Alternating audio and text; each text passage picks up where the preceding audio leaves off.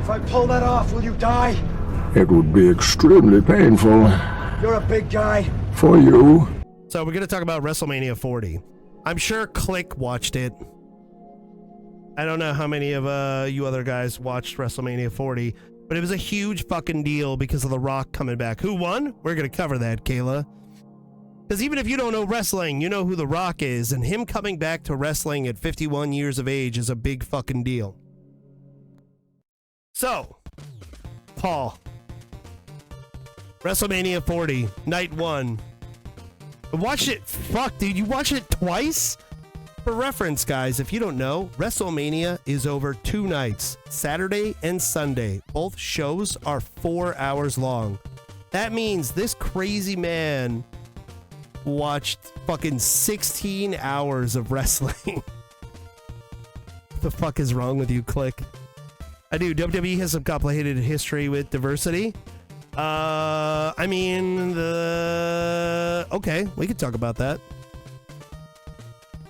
So, the WrestleMania 40 opens up with a new intro, the Then, Now, Forever. I think it was Triple H's voice. It's all in the stars and everything. It reminds me of like an MCU opening. Kind of like it's the WWE universe. Yeah, the WWE universe, which is pretty cool. I like the new intro. To kick off the show on night one, Triple H, Hunter Hearst Helmsley, one of the top guys in WWE now at this point, comes out. Thanks everybody for being there, and tells everyone we're gonna have a great show. It was pretty fucking quick, and that was it. We kick off match number one. Just on that note, did you watch any of the Hall of Fame induction? Yes, but afterwards. But why do you ask? Just I was just gonna watch Paul Heyman's, but Paul Heyman's thing was half of the show. It was like 2 hours, and an hour of it was him. Yeah. But like the whole the shirts, the phrase, whatever. Like, I'm a Paul Heyman guy. Paul Heyman turns around and says, "I'm a Paul Levesque guy," and like it was something. It was special. Dope. That's cool. I was also a big fan of Bull Nakano getting, she's the only other person that I actually cared about. The Rock's mom being there, inducting his grandmother, I was like, this is nepotism. Bullshit. He's a what guy? A Paul Heyman guy. Paul Heyman is the creator and the guy who ran Extreme Championship Wrestling out of Philadelphia back in the day in the 90s, Kayla.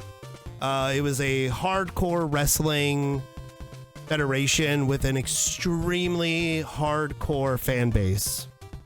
And then like now he is like Roman's manager. He works for the WWE, and he works as the Wise Man Council for the undisputed heavyweight champion Roman Reigns.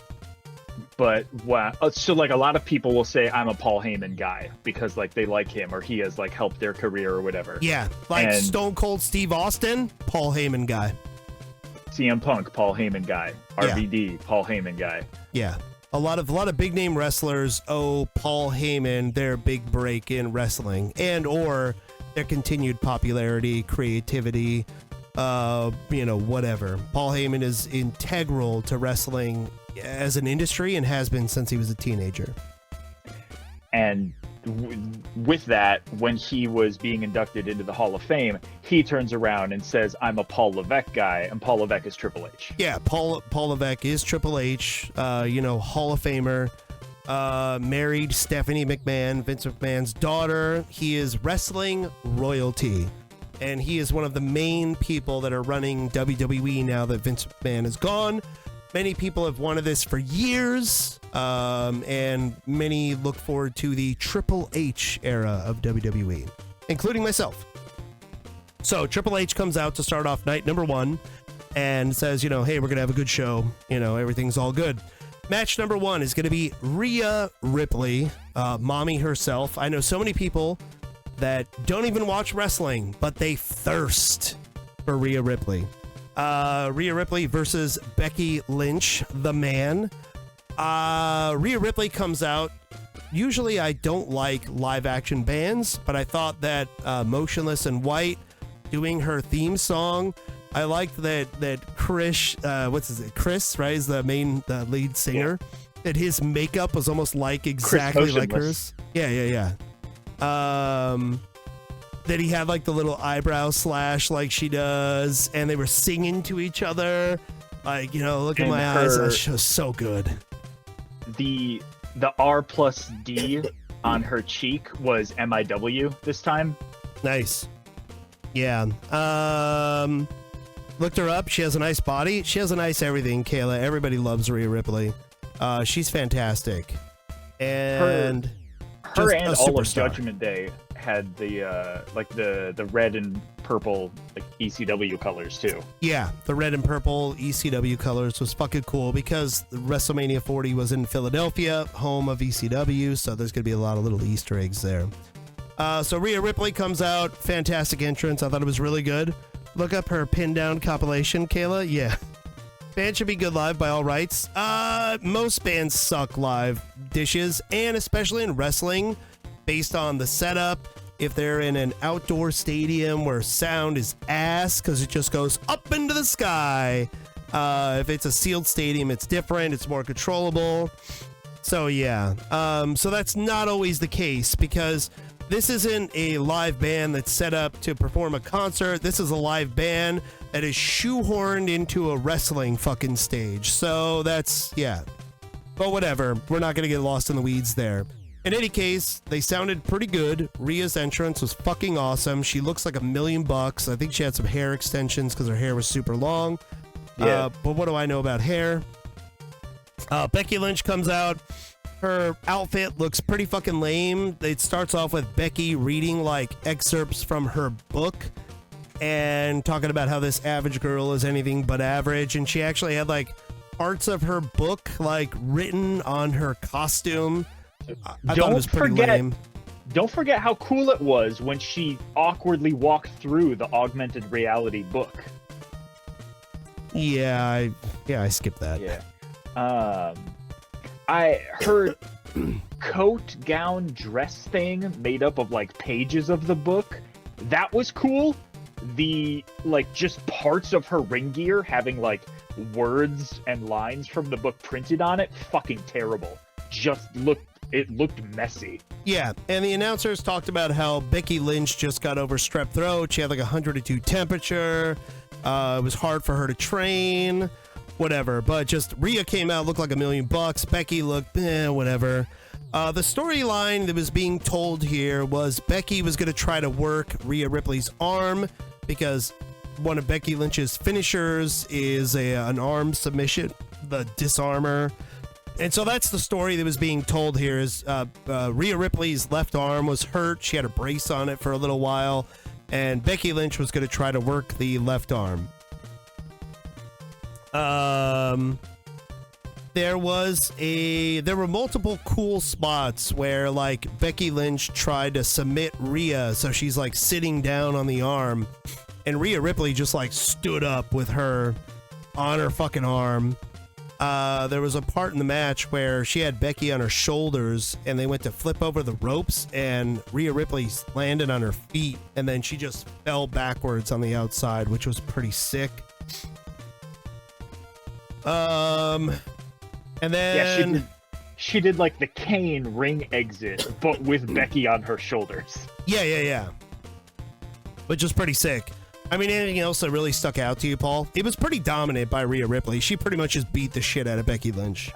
Somebody else said that too, and like Becky did work the arm. It wasn't like a Cena match or something. It just every time she's so strong, Becky, Kayla. Every time Becky started to like get momentum, they just like took the opportunity to show how strong Rhea is. With like you said, going for the arm submission and Rhea just kind of like picking her up. And like Rhea is power incarnate, but also like Becky, like nobody talks about how small Becky is. Becky's pretty tiny. Becky's really small, and she's smaller than ever, especially since having the kid. She used to be way more muscular, and she's just really thin and looks frail to me. Like you could be little but still look tough. She just looks fragile. What's up, Emto? We just started going over our WrestleMania 40 recap. I'm doing this just chatting with Paul here. We're gonna go through like each match, so you should enjoy this. Becky's had her fair share of injuries. Yeah, but I mean everyone in fucking wrestling has, dude. So yeah. And she hit her the ripcord, what, 3 times, Riptide. right? And then whatever. Yeah, Rhea Ripley's move is the Riptide, the finisher. Yeah, the Riptide. So yeah, she hit the finisher a few times, but then at the end of the match, unless you want to hit something else, Paul. No, just like that, like using that as a statement to like, well, this is what it takes to beat Becky. Yeah, she did her ripcord like slam into the corner turnbuckle, like basically her finisher equivalent of a buckle bomb. Immediately caught Becky out of it, fucking riptied her again, and pinned her. Even though that's what it took to beat Becky, it was pretty fucking dominant. She beat her ass. Like, yeah, I mean, it doesn't matter if it takes 3 of my finishing moves to beat you. If I hit you with 3 finishers and I pin you, I beat you pretty easily. Like, what did she do to Rhea Ripley? She tried to work the arm a little bit and it failed.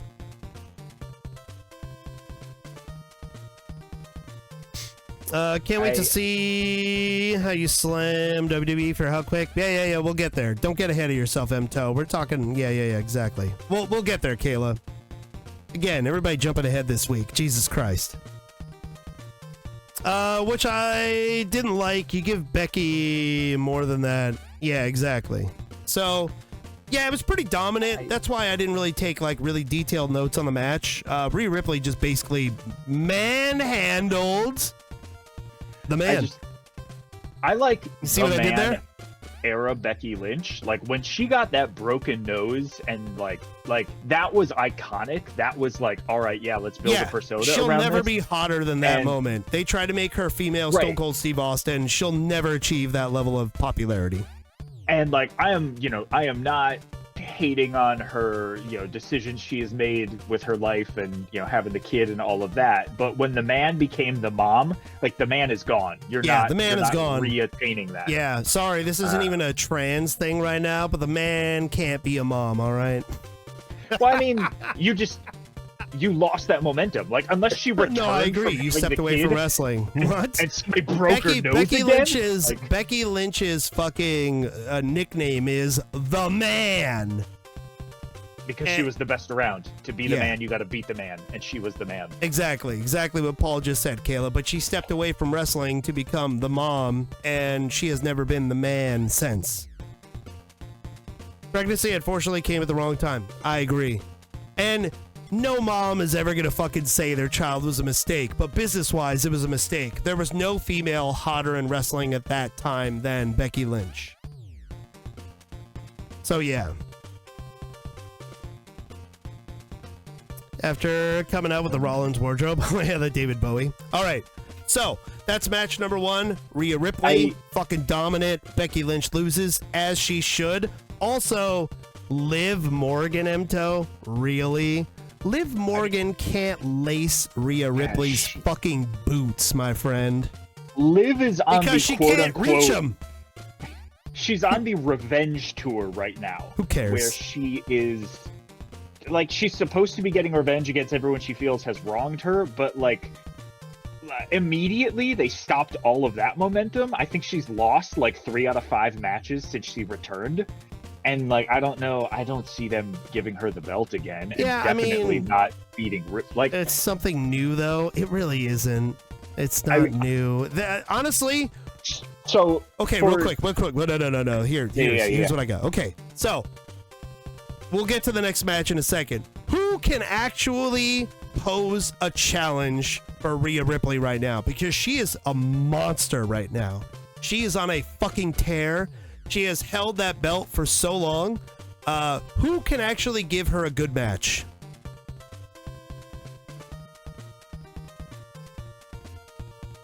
I mean, something we haven't seen. No. Jade, yeah. She dominated Charlotte. She beat the shit out of her. She threw her on her fucking face last year. And that Bianca, good call. The next thing that I want to see, like, what's her name? Sasha Banks isn't around, but like, I want to see Charlotte no, Jesus. Rhea as the Apocalypse go through the 4 horsewomen. She's already beaten Charlotte. She just beat Becky. I want to see her go against Bayley. Oh, Bayley. Okay. Now you're talking, we're getting ahead of ourselves, but now you're talking champ versus champ. I'm down with that.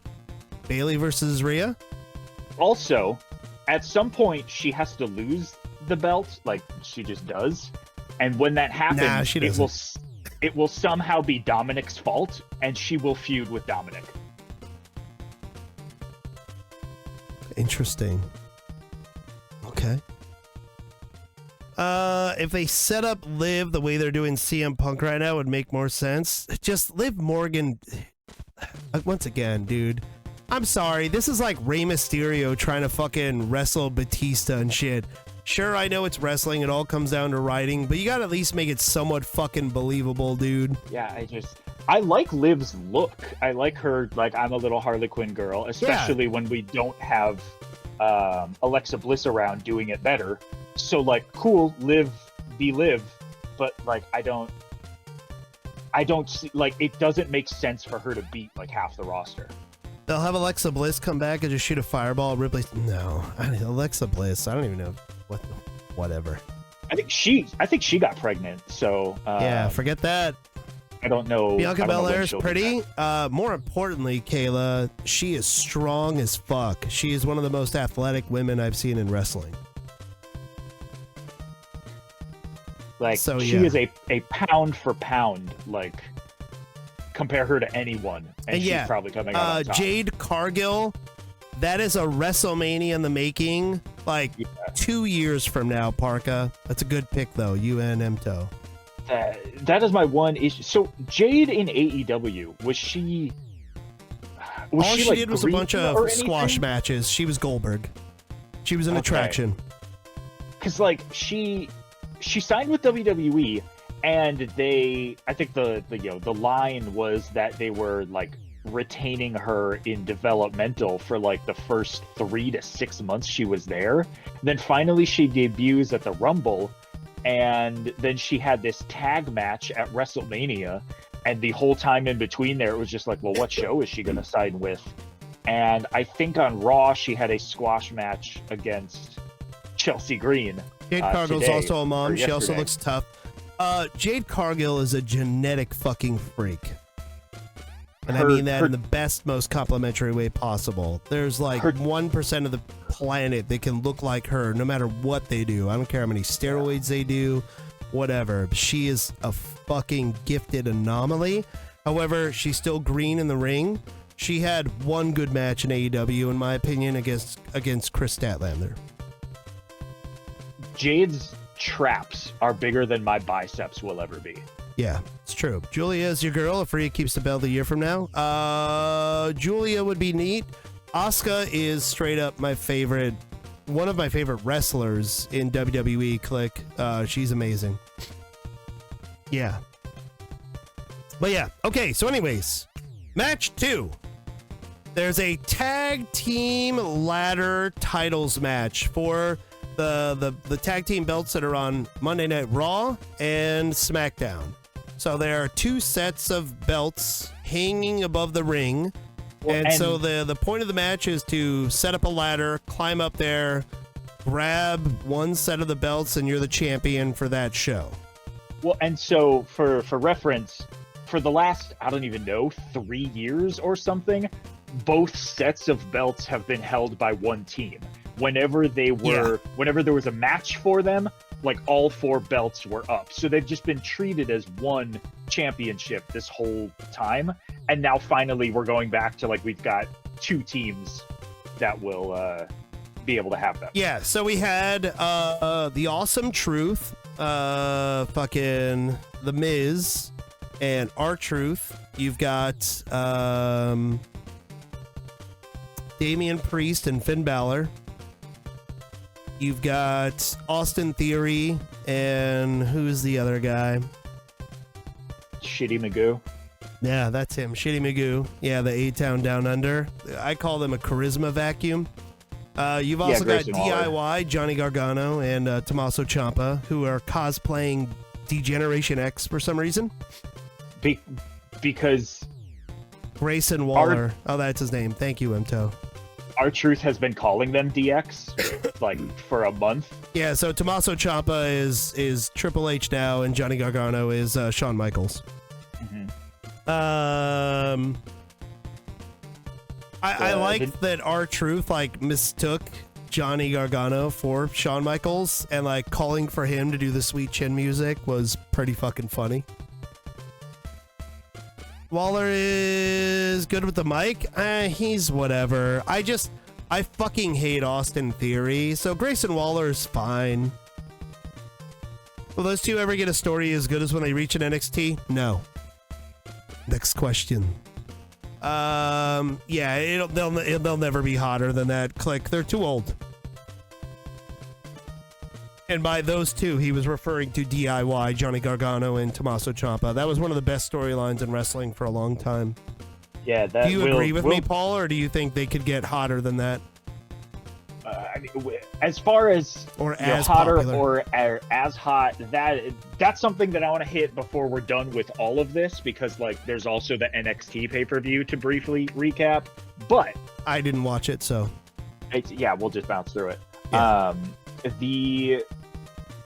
I think they could if like they pushed either of them, but I feel like them being in this match and like sure, but do you think they ever will? That's the problem. No, you're right, because how long have they been on main roster? A year or 2 or 3 at this point? And this feels like the first time they've gotten any push as singles or as a team. And they're getting push as being a knockoff DX, which is like It's fun, but it's stupid, and you're a comedy act then. And like they're both way better than that, so like knock it off. I agree. Yeah, knock it off. So yeah, R-Truth might be the best thing in WWE right now. Just straight up. So, how many teams did you get through? 3 or 4? How many what? How many teams did you get through? Priest and Balor, Ciampa and Johnny, 8 Down Down and Grayson Waller, Awesome Truth. And that was it, right? No. Who else did I miss? There was the New Day, and then... I forgot about the New Day, because they were wearing Rocky gear. Sorry, I see it in my notes here now. New Day with Xavier Woods and Kofi Kingston cosplaying from Rocky. And then the New Catch Republic. Terrible name for a great team. Who? Pete Dunne and Tyler Bate. Oh! I heard their name, and I was like, oh, it's Peter Dune. Who cares? Yeah, Tyler Bate. Yeah, the strong boy. Yeah, for sure. I honestly, I'm not gonna lie, I forgot they were in the match. I really fucking wanted them to win. Sorry. Yeah, I mean, there was so much chaos in this match. I wasn't taking great notes on it.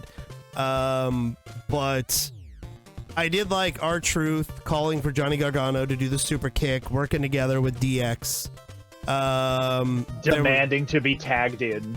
Yeah, demanding to get the hot tag. Him hitting the 5 moves of doom from his childhood hero, John Cena, is always a pleasure. Mustache Mountain, yeah, exactly. That was pretty fucking good. It was kind of weird because the ones who got the Raw titles at the end, which we'll get there, they actually got to celebrate and everything. But A-Town Down Under won the SmackDown titles. They got up there, and then you're just kind of like, okay, we got the SmackDown titles. There's really no celebration. The match just keeps going.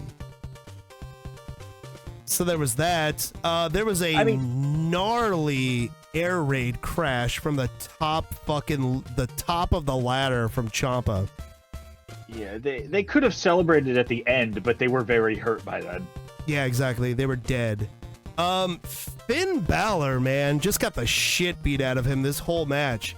He got dumped on a ladder a couple times. He got hit real hard with a couple of chair shots.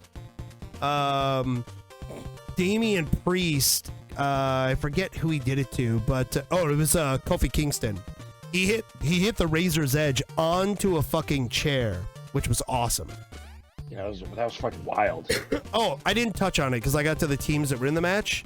So I have in my notes, why is DIY cosplaying as DX? Also, before that, why did Damian Priest steal Kane's mask? You remember what his mask looked like? He totally has a fucking like 2003 era like Kane mask, but he has it purple and black, and then he glued other shit on top of it, like a fucking shark teeth mouth. So when Kane would come out with like the welder mask, and then he'd take that off, and he had the red mask under that. Yeah. Like I got vibes of that thing. I didn't notice it actually being like a Kane mask. Yeah, it totally looked like OG Kane mask, but black and purple. It was, I mean, and that makes sense because you look at his outfit, the top, the shirt thing, whatever, the blouse that he wears in ring is very much inspired by like the early 2000s Kane thing. He's with like the strap on it. Bondage Undertaker, as Drew McIntyre said. I like Emo Taker better. That's funnier. Emo Taker because of the eyeliner. But the mask is, I think, somewhere on his left arm. It's either his forearm or the inside of his bicep. He has that. Obviously, it's some kind of cultural symbol for him.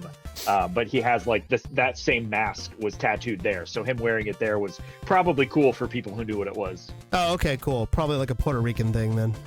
Yeah, Puerto Rican. You don't know, fucking white guy.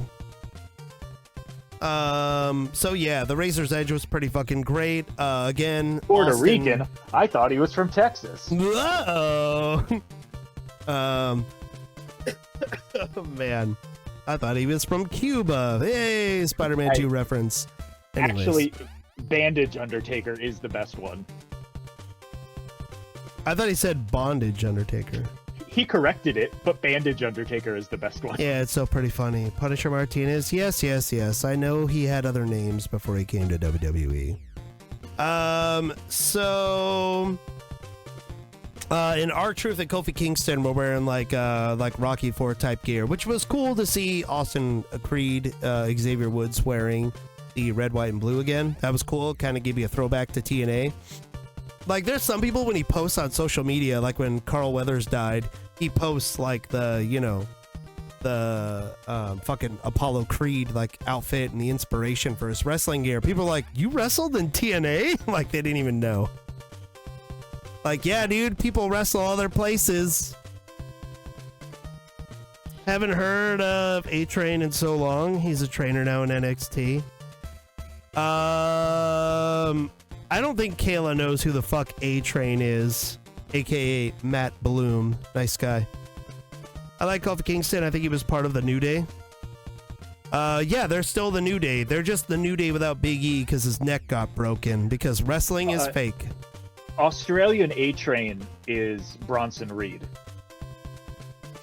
Oh, there you go. Okay, thank you. So and yeah, I love that guy. Then R-Truth, Ron Killings makes it up the ladder, and he wins the Raw tag belts. There was a lot of shit going on. It was a very chaotic match. I didn't take good notes on that one. Like, I remember I told you how I was more.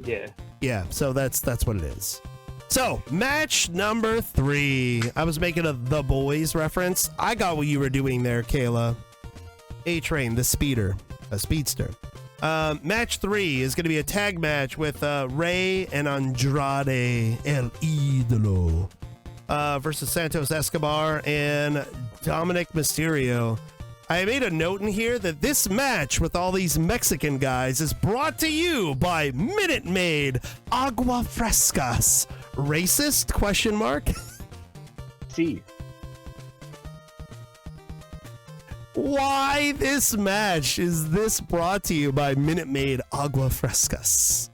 And not only was this brought to you by Agua Frescas, they had like the logo up in the corner for half the fucking match, dude.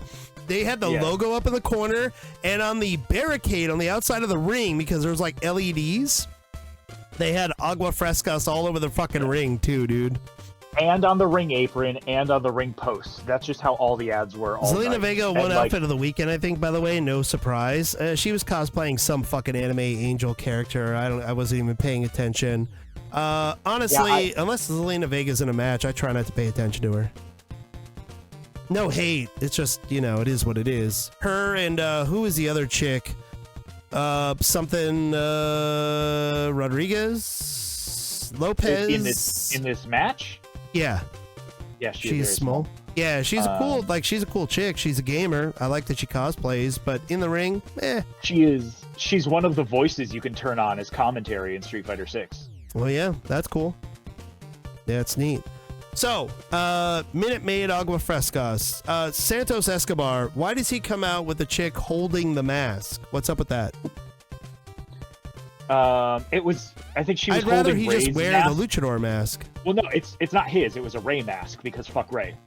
That's a Ray mask? It didn't look like a Ray mask. I didn't see the eagles on the side. It was. It was? Yeah. God, he gave him a shitty mask. I think it was the same mask that Dominic came out wearing when nobody knew who he was, and then he like took it off to like insert him into this whole thing. So this is like this whole match. This is like the who cares for me. Of the whole I don't care about this pay-per-view match because this match only happened to like. It didn't do the WrestleMania thing where it wrapped up a storyline. All it did was slightly move forward this storyline. Yeah, they're just spinning their wheels. Why do we hate Rey Mysterio? We don't hate Rey Mysterio, Kayla. His son, Dominic Mysterio, hates Rey Mysterio. Rey Mysterio came out with Santos Escobar and all the other people in LWO, which is the Latino World Order. This match was meant to have Eagles dudes come in for the ESPN headlines. Yeah, exactly. Oh, why? Because Rey Mysterio is not actually Dominic's father. Eddie Guerrero is. That's why. There was a whole...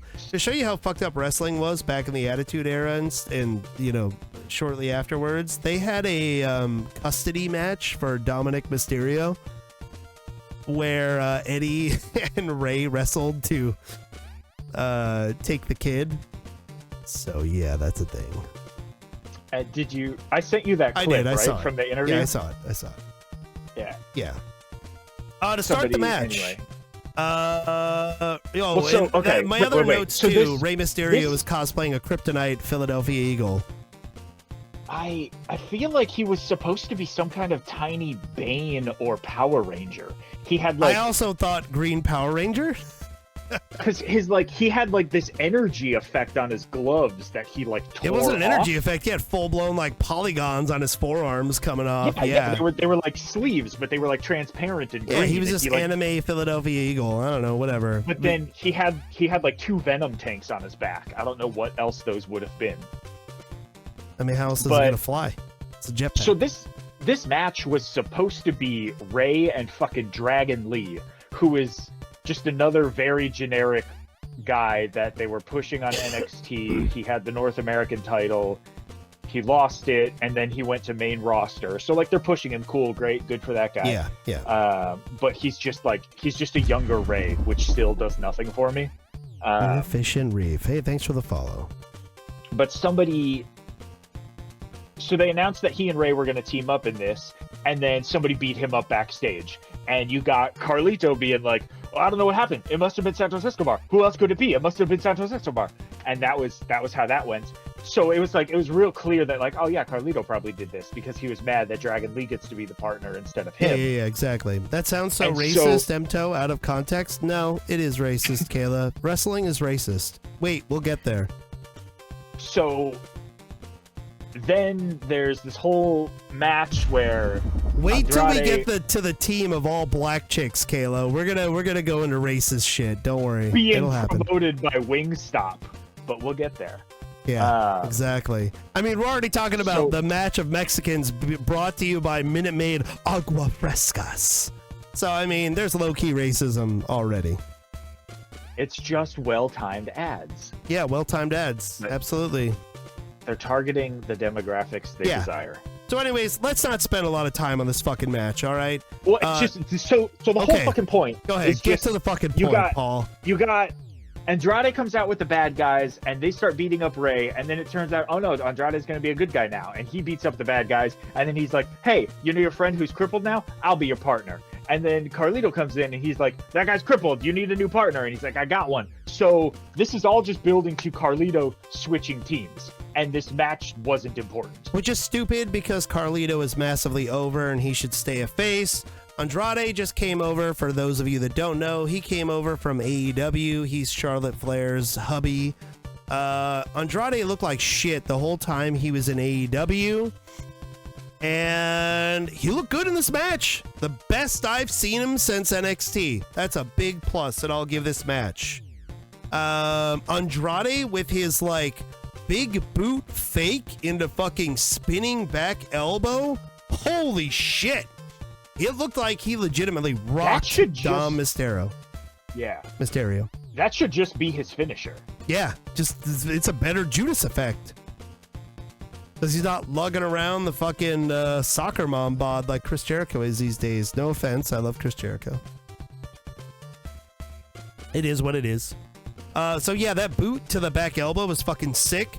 Ray was up on Andrade's shoulders, and they jumped off and hit like a double splash. That was pretty fucking cool to the outside. Yeah, that was kind of cool. Yeah.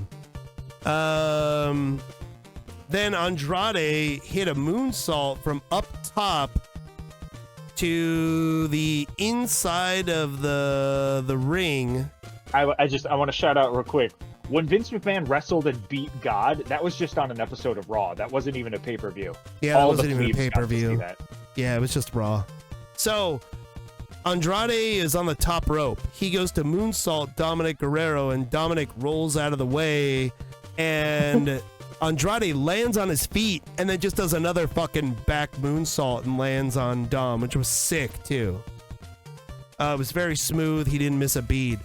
Then he immediately, as Dominic rolls out of the ring, he goes up to the top rope and hits another fucking moonsault from the top rope to the outside on Dominic, which is fucking great. It's literally the best he's looked since NXT. It's pretty great. Besides the fact, trick question, he didn't beat God. Vince McMahon is God, so yeah. I'm so confused. Like the Christian God? Are we talking about Jesus? Yeah, he mimed a one-person wrestling match because God wasn't the entity of God was represented by nothing. Yeah, I mean, pick a fucking God construct. None of them are real. No offense to anyone that believes in God, but whatever pop culture fucking deity you want to imagine that Vince McMahon was wrestling, he was just doing it to piss people off, obviously. And upon getting the 1, 2, 3, he then in turn became God. Yeah, he won the title of God. So this was to mess with HBK since he's a born-again Christian. I mean, maybe. But I mean, I legitimately think that Vince McMahon probably believes he's above God. Like, for realsies. HBK is the Heartbreak Kid, Shawn Michaels. For fuck's sake, it's a cliched bad one-man show. Yeah, exactly. Of course it is. So, in any case, Zelina botched the fuck out of a moonsault to that Lopez chick on the outside. She just straight up kicked her in the fucking dome. So if you guys don't know what a moonsault is, it's just a backflip. And so Zelina Vega went to backflip off the apron, the outside of the ring, like onto this other chick, and her fucking feet just kicked her in the head, dude. It looked really rough. I think it's because she did it off the second rope. It's also because she's 4 feet tall. Yeah. I mean, when you're that tall, you got to go off the top, otherwise you're not going to have the trajectory. Absolutely. And then the rest of LWO called for Zema Ion to come over. I don't know what his name is in WWE because I refuse to remember it. Do you know what it is, Paul? I think it's just actually his real name. It's like Joaquin something. Yeah, not Joaquin Phoenix. Joaquin Wild? That sounds right. So Zema Ion goes on the ropes, and they all like, you know how... What? DJ Z. DJ Z. Zoltan goes to, and they like, you know how if like someone's jumping on a trampoline. So if someone's jumping on a trampoline and you like step down, you'll like bounce them off the trampoline. You ever do that to somebody? They bounce really high. So the LWO does that with Zema Ion, aka DJ Z, aka Joaquin Wild, aka the baddest high flyer in TNA, but whatever. So they all like bounce on the fucking rope and they springboard him like up the ramp. He lands in catering. Yeah, he lands like 20 feet up the ramp. Yeah, it's fucking crazy, dude. So that was pretty fucking cool. That spot was awesome. The springboard up the ramp into a crowd of people was really fucking cool. Then you get some guys in like shitty green Rey Mysterio masks. These hulking fucking white guys that are like way bigger than me. They interfere and they throw Dominic Guerrero. Dominic Mysterio. Fuck it, I'll just go with it. Dominic Guerrero. They throw Dom into the fucking ring post pretty fucking hard. It was a good sell by Dom. And Rey Mysterio wins by cheating. I mean, he's supposed to be a good guy. It's pretty shitty. We don't talk about Joaquin Wilde being Filipino because he's the best thing in the LWO. I know some people would agree with me here, but there's a lot of people that say Filipino are like very Mexican anyways. I have many Asian friends that would agree with that, so we'll just throw that out there. The double jump, not wrestling? Yeah, exactly. Zimayan looks like a fuckboy. Well, I'm not gonna argue that. I mean, Ray, the new Latino heat. Gimmick. Lie, cheat, and steal, baby. So then the guys in the Rey Mysterio masks take them off, and lo and behold, thank you for the follow. Lo and behold, these giant white men are football players from the Philadelphia Eagles. One who still plays, one who's retired. Who could have guessed it? So, like Paul said, it was just a thing to get the Philadelphia Eagles plug. And the good guys cheating, it didn't really further the storyline. It was kind of a wasted fucking match. I wasn't a fan. If you had to give it stars, Paul, what are you giving it out of 5 stars? First off, well, let's go in order. Rhea Ripley match. I'm going to give it 4 stars. Solid 4-star match. Yeah, I have no complaints. It wasn't a 5. Okay. This will make it easier for us to score the night. So 4-star. Tag team match, I'm gonna go with a 3. Yeah, honestly, like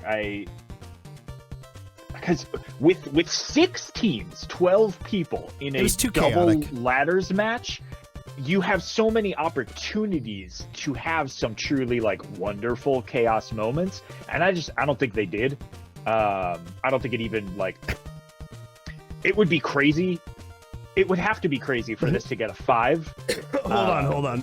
The Philadelphia Eagles brought to you by Minute Maid. Agua Fresca. Yeah, exactly. Construct, you nailed it. All right, anyways, Paul, continue. Yeah, it's just a 3. I wasn't super impressed. Yeah, it wasn't bad. But like we've seen better but we've seen better ladder matches with 1-on-1 or like 2 tag teams or 3 tag teams. It was too many cooks in the kitchen for me. Definitely.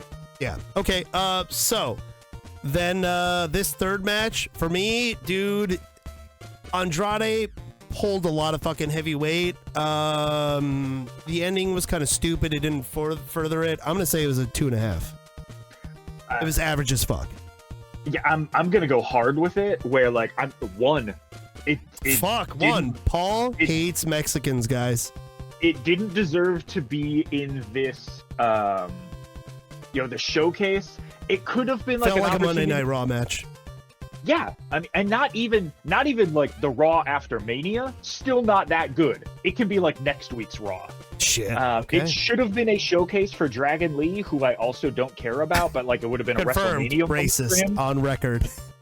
It would have been a WrestleMania moment for him, but like then they swapped him out at the last minute for like no real reason. Yeah, racist and speciest, by the way. It was just another fucking like Dominic Rey match, and like we don't need another one of those. Yeah, the fact that they're still in the Dominic Rey Mysterio storyline, I'm fucking over it, dude. It's like the Bloodline. Like, just finish it up already. It didn't even wrap up any storyline the way WrestleMania is supposed to, so that we can start the new season of content. Yeah, I agree. With the Raw, we're just continuing to go. Don't like how they're handling LWO? I agree with that, Click. Yeah, for sure. I'd rather see Paul Heyman do more of a speech over that match. I agree with that. All right. No, hold on. Nope. Time out. What's that mean? Because that sounds like you didn't like Paul Heyman's speech, and those are always... No, I think he's just saying, like, I'd rather have more of a good thing than waste our time watching this match. Well, yeah, but I like, can't that's see anything in the Emto world. not being a Paul Heyman guy. Emto is definitely a Paul Heyman guy. I would rather have a good thing than a bad thing. You don't have to say that. Yeah, exactly. So, match number 4. I'm gonna put the fucking cart before the horse here and just say lackluster. Oh, thank you, sweetie. This disappointed me. Match 4: Jimmy Uso versus Jey Uso, aka Red versus Blue. The fucking Uso promo where they're both talking about my brother's keeper. That shit went on for like 15 minutes. Also, the promo was the best part of the match. Ooh. Could be better, and definitely more merchandising opportunities. How they have the t-shirt and more Latin flag colors is wild. Yeah. So Jimmy Uso versus Jey Uso. Main event Jey Uso. So moving forward, you have to call Jey Uso main event Jey Uso because he put in the work. I did not realize how, like, because we've seen main event Jey Uso with no shirt on, like, all the time. Ooh, man, I love that you're touching on this because I have this in my notes. Okay, continue. Fucking Jimmy Uso, they are not twins in body anymore. I agree. Like, he's just a dude now. I agree. He does not look good without a shirt on. I'll read you exactly what I wrote down in a moment, but if you're done, I'll wait for you to be done. Yeah, no, that is. Okay. So I would not want to have this match if I knew that the guy who looks just like me looked that much better than me. That's the shitty part about having a twin. Like right now, my friends Dana and Dara. Dara is like 20 pounds heavier than Dana, so it really sucks for her as a twin for her to be walking around with a few extra pounds and looking at her mirror image who is thinner than her, and it greatly upsets her. Jimmy is married to Naomi though, so he wins still. That doesn't make him look good on camera. Like, also irrelevant. I'm gonna chalk that up as a loss because we're gonna get to that match. But ooh, man! for Paul later. coming in with the hot takes now. Fuck, dude, am I the good wrestling reviewer and Paul's the mean one? Naomi's pretty too. All right, yeah, we'll get there. All right, so anyways, main event Jey Uso, aka Blue, comes out. And we have to endure Lil Wayne rapping like a fucking Jawa, talking about venereal diseases. It was only terrible. for like 45 seconds though. Still, he does, like, it was half the fucking song terrible. Gets winded and just stops. It was terrible. He had no actual fucking lyrics. He was like a goddamn gremlin just hanging out in the back. It's all also, you. It's all you, main event Jey Uso. It's all you. Not that I wanted this, but it was supposed to be a new single that we were hearing, not like him poorly performing an old popular song. Kayla, I dislike Lil Wayne. Shut the fuck up about cocaine. It's all me, Oos. Like, that's what the main event Jey Uso is supposed to be. It's all me. And Lil Wayne's back there. It's all you. It's all you. Jey Uso. Yeah. Fuck off, Lil Wayne.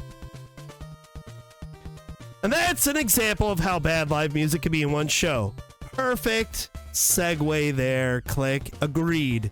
Motionless in White was a great example of what to do with live fucking bands. Lil Wayne, terrible. Yeah, Wayne, I have it written down here. Wayne just yells and says it's all you over and over again.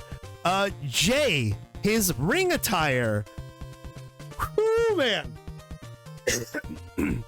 Guys, what's your favorite wrestling catchphrase of all time? If you're a wrestling fan, or if you're just someone who knows wrestling, what is your all-time favorite catchphrase? It could just be what? Go, Paul. All-time favorite catchphrase in wrestling. Kayla says, woo! That's a good one. Oh, yeah. All right, that's a good one too, Construct. Paul, go. I don't know. Shut up and pick one. But like, I really he doesn't have one because Kane doesn't talk. Well, that's funny because that's where I'm going. I miss Michael Cole yelling the big red machine when Kane would do clotheslines off the top rope. How about this one, Paul? Austin. No. Remember when he needed that thing to Austin? Oh, no. My favorite catchphrase, May 19th. It's happening again. You can't stop it. All right, yeah, May 19th. Mine would be, what you gonna do? Or, give me a hell yeah. Like, those would be the two. Even more than Austin 316, because he only said that really the one time. Actually, you know what? More than give me a hell yeah would be like, and that's the bottom line. But Stone Cold said so. Like, that would, he's a mayor and a libertarian. How did he get elected? Yeah. Well, he's like a right-wing libertarian now. Sure. That's a thing. Whatever. Let's not go there. Anyways, so my point with this catchphrase is a lot of them are organic, right? You know, like The Rock, just bring it. It doesn't matter. Like all that shit. Finally. The Rock he's the man of 1,000 catchphrases. Jimmy Uso's catchphrase is apparently yeet. And you can tell that because he's wearing big dumb as fuck Macho Man volleyball sunglasses with yeet on them. He also has yeet on his jacket. He also has yeet on his pants. He also has yeet on his shirt that he's not even wearing. A t-shirt is tucked into the ass of his tights that says yeet on it. Man, you're just trying too hard. It's fucking stupid. Yeet is totally over though. Like the crowd. That's fine. It could be over. You know what else was over, Paul? Bill Goldberg, and I didn't like him either. Okay, so my issue isn't with him being yeet. It's his totally independent bloodline related brother. His gimmick is just no yeet. Because he's the opposite of Jay. Yeah, because I'm the twin, but I'm the bad twin. So my... Did like when they got into the punch-off back and forth, the crowd was like, yeet, no, yeet, no. I know, don't worry, I'm getting there. I'm getting there. So I don't like the yeet gear. He jumps through the fucking ropes as Jimmy is coming down to the ring before the match even starts. They brawl outside. Once they actually get into the fucking ring, the bell rings, and Jimmy hits like a weird botched neck breaker pop-up Samoan drop thing that didn't actually hit. And then I instantly put, Jimmy looks skinny, fat, and flabby. Jey Uso looks like twice as jacked as his twin brother. Jimmy just looks like Paul said. Jimmy just looks like a dude. He looks like some guy that could be selling hot dogs out in the fucking crowd, and he just took his shirt off and he got in the ring. Why didn't he do like Chihu or something? There's a Samoan call. The merchandise sells. LA Knight still got the best catchphrase. Still though, I mean, yeah, it's pretty good. Paul hates it though. He has his own match. We'll get there. Yeah, exactly. We'll get there. Which good match, by the way. I'm gonna spoiler. Great match, in my opinion. Would have been really good if LA Knight wasn't in it. Shut up. Anyways, this match, like Jey Uso hits multiple super kicks, and I put the crowd goes mild. No one fucking cared. Multiple super kicks. Okay, for all of the WWE fanboys that complain about the Young Bucks and the super kick party, like, fuck Jimmy is red. You. Because that's what this match was. It was 90% super kicks. They do exactly what you said, Paul. No, yeet, as the brothers exchange punches. Then there's a bunch of kicks from Jey Uso, and he loses his nerve as Jimmy Uso like covers up. Please, sir, no more. I'm sorry. Honestly, though, like that, the cover up and like losing the nerve, Like that worked for me, but then that transitioning into I'm sorry, please no, and then like the immediate betrayal, like that was dumb. You should have just like stopped here while you had a moment. Yeah, it reminded me of Firefly when you have the dinosaurs and it's curse your inevitable betrayal, like saying like I'm sorry, and then the good brother loses his nerve and he won't keep kicking him. And then Jimmy immediately fucking like hits him with it's an obvious heel trap, and he hits him with a super kick, and then gets a splash, but he only gets a 2. Then Jey Uso hits a spear, he splashes, he wins. Man, maybe a 2-star match for me. And just like this was Jimmy's like in both red. of their, Yes, Kayla. This was both of their dream match, being able to go one-on-one at WrestleMania. I don't understand how they put on such a mediocre fucking match. Do they say the catchphrase exactly like you just did, mouth wide open like a Canadian from South Park, just screaming, yeah? Yeah, they do. Yeah. Let me talk to you. Yeah. Yeah, that's exactly how he does it. Paul fucking hates LA Knight. I love LA Knight. I think he's great. We're on the same page a lot of the time, but he doesn't like LA Knight. So what do you give this match stars-wise, Paul? I mean, You gonna go with another 1? This is fascinating. Thank you, Kayla. I appreciate you appreciating it. Like, it's not good regardless. I mean, I guess a 2 just because I don't want to. I give it a 2, but again, it's another match. Dudes. Yeah, it should have been on Raw. Like, I want to know the story of why it sucks. Okay, click. Okay, that's your second strike of the night, Paul. Can you go with half stars? Yeah, we can. I just like to I just like to avoid it if I can. And honestly, I think I'm being nice saying a 2-star match. It did nothing. Fuck it, dude. You know what? It was disappointing. I mean, I'm gonna say it's a 1-star. Fuck it. I'm changing it. I'm gonna say it's a 1-star. It was boring.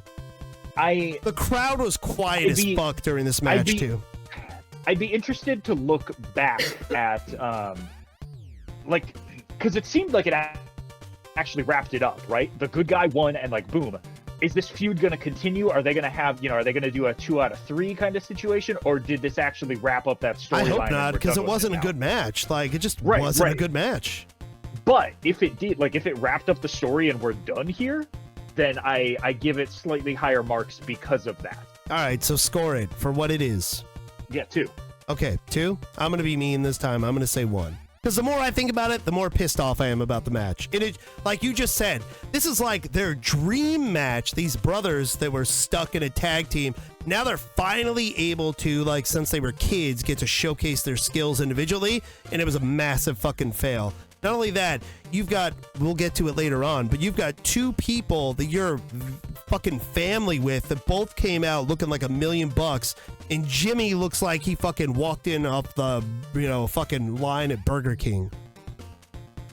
Just the outline of his center. But it's not memorable, and as you said, this was on their wish list. When Bryan Danielson, when he has a bucket list match with someone, Daniel Bryanson. Yeah, exactly. It's a 5-star match. And if this is their fucking wish list match, stick them back in a fucking tag team and never let them have a singles match again. That is why Solo didn't get involved, though, because this was like the brother versus brother, like, dream match thing. They didn't want that extra element in it, and like it wasn't a good match. Like, what happened here? Yeah, I am interested in why it sucked, because it didn't have to. Yeah, like I want to dissect what was the massive failure here. Like, not to be mean, it is like wrestling's hard, right? But like, fuck, dude, this sucked. All right, so match number 5, Damage Control, aka the Kabuki Warriors and that one chick, versus, you're gonna love this. Hey man, Dakota Kai's pretty cool. Shut up. Versus, I love Dakota Kai. I'm just gonna keep interrupting. Shut up. Just say Dakota Kai.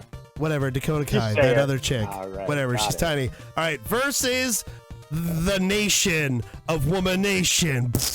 Boom, boom, boom, boom. Why did they just put the 3 black chicks on a fucking team with each other? Racist. So Also, Paul, tell me who this match was brought to us by. Wingstop. Yeah, fried chicken. Yep, I didn't do that. Who else could it have been brought to you by, though? Fuck. Naomi had some random Carmen Sandiego hat. No, you dope. They were the X-Men. Idiot. Who the fuck was Naomi? Oh, that's right. Who cares? Exactly.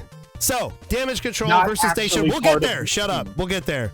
So, Damage Control comes out. Wait, no. Time out. So no, it doesn't matter. We'll get there. Well, I was going to go back to a point that I'm you going to made. talk about the most important thing in the match right now. So, can you let me get to that?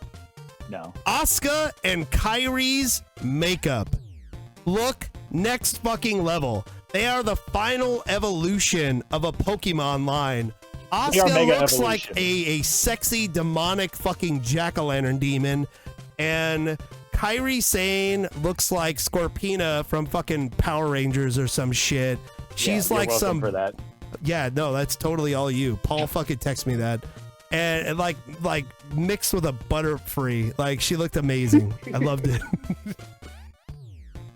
And, you know, Dakota Kai, I guess, watched The Crow one time, so she has like a black line on her eye. Like, she didn't even try.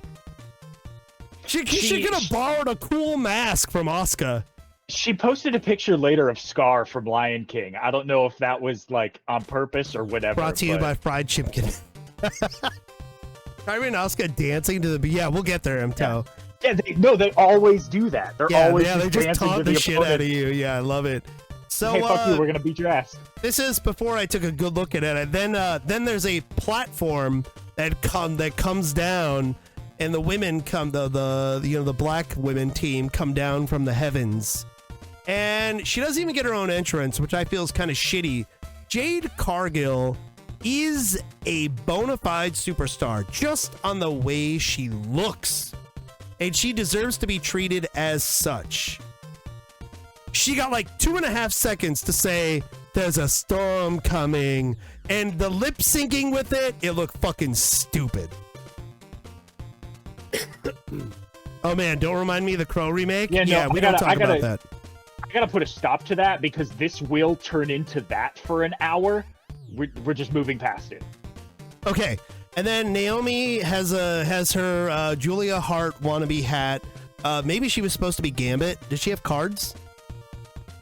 And then No, Bianca Belair had the stupid visor. She was supposed to be Cyclops. They were supposed to be the X-Men. That was the thing that was going on. They needed a hat big enough to put lights in. Okay, Jade Cargill has Storm locked up for the next main X-Men movie. I mean, just because she looks awesome, first off, no, she'd tower over every one of the teams. Storm's not like a fucking giant. Secondly, she looks amazing in the cosplay, but like that doesn't mean she can act. Remember Ronda Rousey in Fast and Furious? Yeah, so do I. How could I forget? Yeah. Anyways, so before I put X-Men, at first I said, oh, Mortal Kombat entrances, because I said that Naomi is fucking Kung Lao. What the fuck? Jade is 5'10". Yeah, she's fucking massive. Yeah, I was like, so then I'm like, Naomi is Kung Lao? What the fuck? The Mania written in her hair, though, looked pretty cool. And why is Bianca Cyclops from the X-Men? Kabuki Warriors dancing to Bianca's music is fantastic. Which is pretty great. There apparently was some controversy, I use that in quotations, by Mark Henry, because he was pissed off because Kairi Sane was in the ring when Naomi, Bianca, and Jade were still in the ring. Like, they came into the ring and, like, Kairi should have got out of the ring. Like, Asuka and Dakota got out of the ring, but Kairi was in the ring for, like, 1.5 seconds. And Mark Henry said some stupid shit about how, like, if someone was in the ring while I'm going in there, like, I would have took their head off. I don't think it's that deep. I think that just Kairi Sane just hung out in the ring a little extra. Yeah, she doesn't know English. She doesn't know any better. Everyone disrespects Sane. Oh, I don't know why they would. She's amazing. People said she was at fault when Nia Jax hurt her. No one's ever at fault when Nia Jax hurts them. Also, just like being conservative, Nia Jax is at least triple the entity that Kairi Sane is. Yeah. Anything that Nia Jax does to Kairi is Nia Jax's fault. Yeah, I agree with that. So to start off the match, Naomi hit a really cool split leg Vader bomb type move in the corner on Kairi. That was pretty sweet. Where she grabbed onto the top rope, bounced out like she was gonna Vader splash, but did the fucking splits. That was dope. So good on her. There was a little bit of an exchange, and then Naomi got knocked outside, and fucking Kairi hit an insane elbow from the fucking top rope to the outside on Naomi. Best elbow in the business. Yes, absolutely. Yeah, Nia Jax is large. Yeah, and terrible, Kayla. And terrible. So yeah, I literally put damn like after the elbow. There were some cool combo tag moves from Kabuki Warriors on Naomi. Obviously, they're a tag team, so they're gonna whoop some ass. They had great chemistry. Naomi hit a double stunner on them in the corner. That was also cool. So I think this is a good showcase for Naomi. Like, Naomi is not a superstar to me, but she's a good fucking hand, dude. I wouldn't say she's as good as, say, like a Dolph Ziggler, but she's like in that realm to me personally. Zayn is so good in the air, maybe better than Io. Yeah, they're both incredible. Naomi does not belong in a match with Jade and Bianca. She is. Who does? Who should have been the third person then? Honestly, just the two of them versus Damage Control.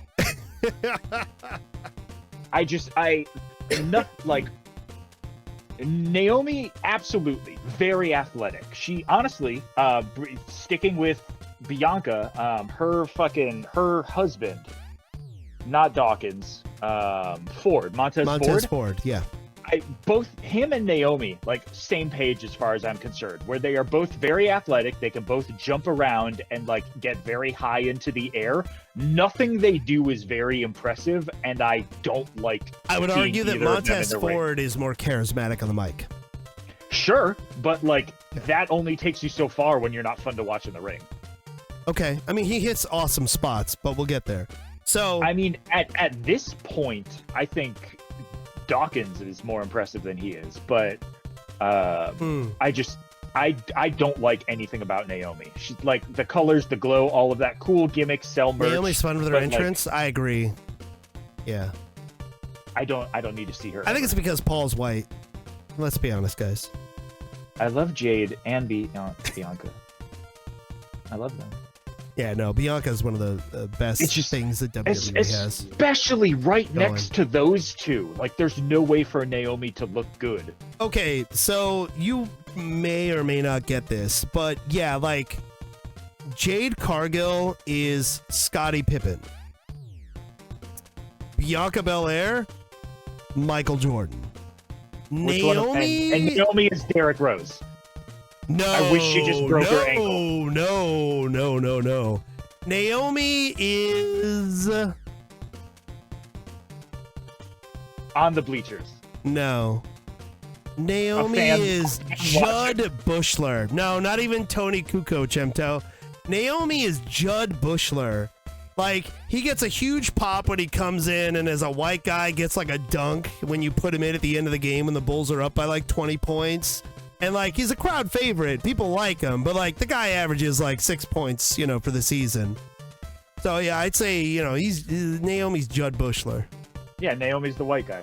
Yeah, which Tony Kukoc is also the white guy, but Tony Kukoc is he's sixth man, dude. He's and then was a starter later, so I wouldn't even say Tony Kukoc. That's enough Bulls analogies. Anyways, so after the double stunner in the corner, Bianca comes in and just fucking dominates, dude.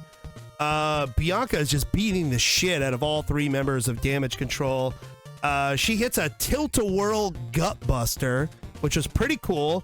Then hits a fucking spine buster, and then picks up one of the Kabuki Warriors, or maybe it was Dakota Kai, I can't remember who it was, but she picks up somebody in a gorilla press over her fucking head and throws them on top of one of their teammates. Then all three members of Damage Control are laying on the ground, and she jumps over them, hits a springboard moonsault, and pins all three women. Fucking sick. That whole exchange was very cool.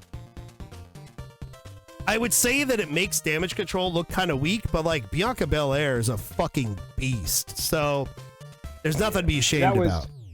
That was the one. I wish it was less one-sided, because like granted this was I agree. A three-man, not just like the Kabuki Warriors, but like the Kabuki Warriors are incredible, number one. Yes. They are the women's tag champs, number two. Yes. Like, they are the best tag team for women in the Federation. Clown them out like that. Like I don't care that you've got Bianca and Jade and then the white guy on this team. Jade's still doing simple stuff in the ring. WWE still protecting her for being exposed, which AEW didn't do at the end. I mean, did you watch her end match against Chris Statlander? Her match was fine, Mto. It was good. It was the one good match she had. And yeah, I agree with what you just said, Paul, and what Click just said. It hurts Damage Control too much.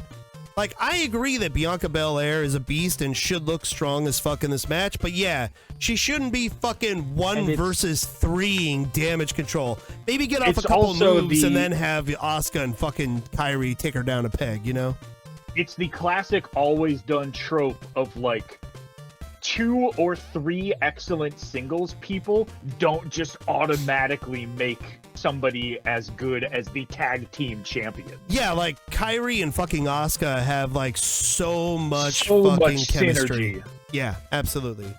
So saying that, Asuka gets a code breaker, and as she pulls the code breaker, Bianca pops up into Kairi flipping over for a blockbuster. Fucking smooth. And that shit right there, there was never any double team moves from, Nation of Woman Nation. Sorry, like there's just no synergy there, like you just said. But then Jade gets the hot tag. She comes in first time in the match. She gets a decent punch. She misses a boot. She gets a choke slam. She catches Kairi into a slam. She hit an okay looking like Michinoku driver. Asuka goes to missed but hits Kairi by and then she gets hair whipped by Bianca into the KOD. Did they funnel that sound in, or was that real? The whip? No, that's real. People think that that's fake. No, it's real. Her hair fucking cracks like a whip, dude. Like, have you seen the marks it leaves on people after a match? No, yeah, I've seen that. That's why they don't use that shit very much, because the shit hurts. I didn't see the marks after that, which is why I thought the sound might have been fake. Yeah, gotcha. But I just, that whole thing too, like her braid used to be like 2 feet longer in NXT. Yeah. They've shortened it, but I just I wish they get like just make it like a shoulder length braid, make it long enough to get that EST in it and like call it right there. She doesn't need like the 4-foot braid. Yeah. I mean, eventually I'm waiting for the hair versus hair match where she loses it. I want that to happen eventually, but like way later. So yeah, she gets the KOD. Jade hits Jaded on Dakota for the win, and I put it in the notes. What the fuck? The crowd actually kind of booed. And why does WWE hate Asuka at WrestleMania? Like, she can't catch a fucking break. She is the single most talented and experienced wrestler in the women's division, and man, I just feel like she gets shit on. But the weight weld is being amplified, so I'm not sure about Bianca's whip isn't. Supposedly there have been people that have like myth busted like sound being piped in or something. Click, I don't know. Because like a whip crack is going to be louder than a belt smack. Like a fucking whip snapping like that is like a goddamn sonic boom. So just saying.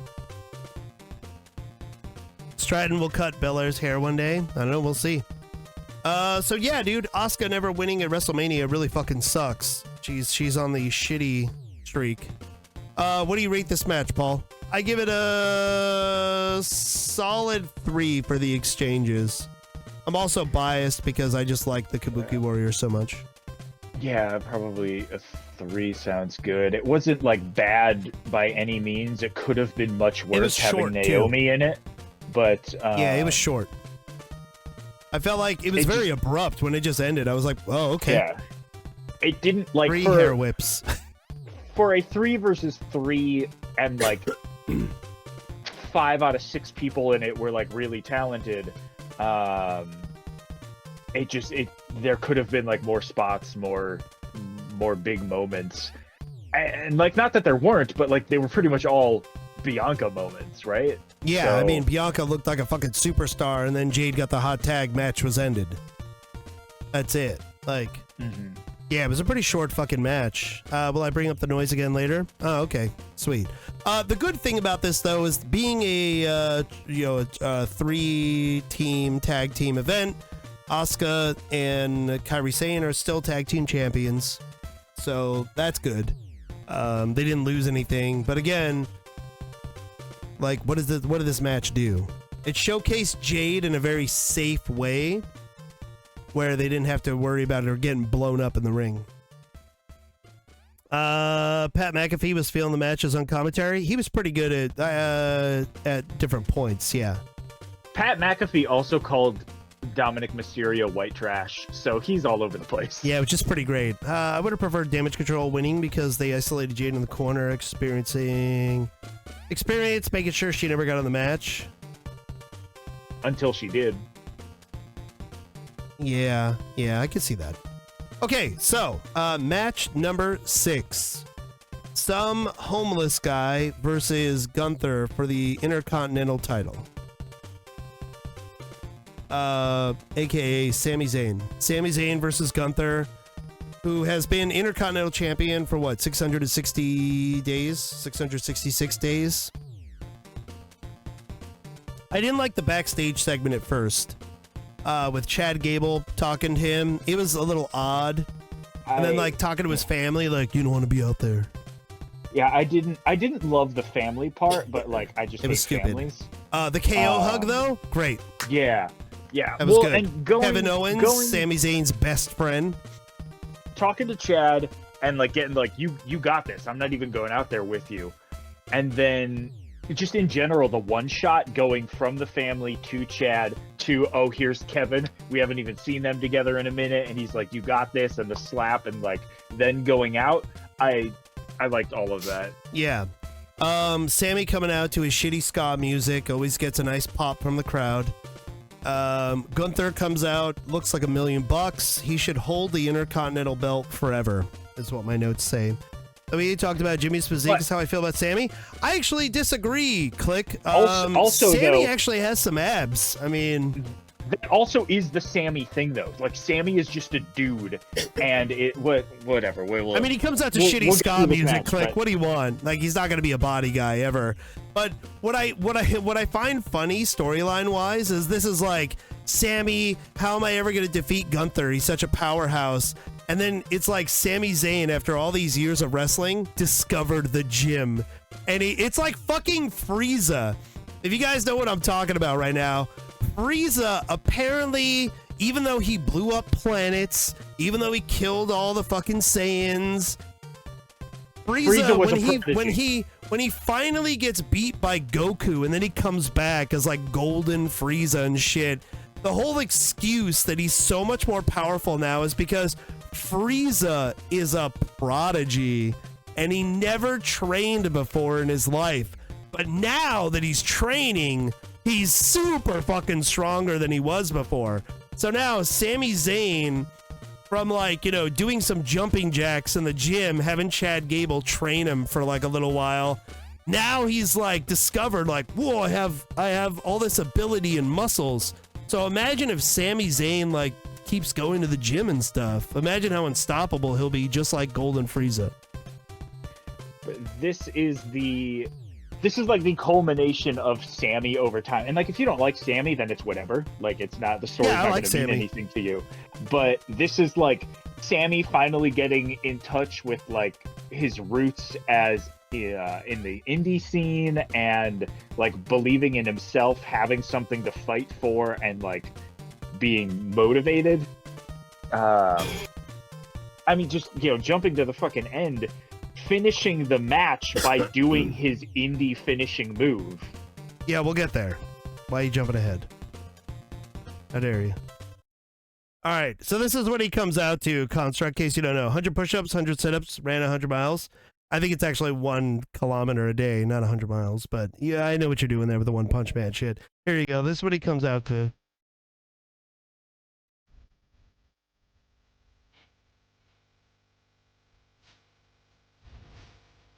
Let's go.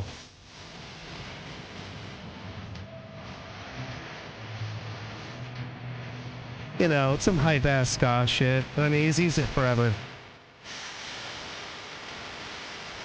And you get the crowd like, oh, with it, you know, I get it. Yeah, this is more Mighty Mighty Boss Tones. You got it. Nailed it. Yeah, it's definitely of a time. This music does not bop. Wow, spoken like a true racist. Very rude. You're very rude. Without ska, you wouldn't have reggae. Who's the racist now? The impression that I get.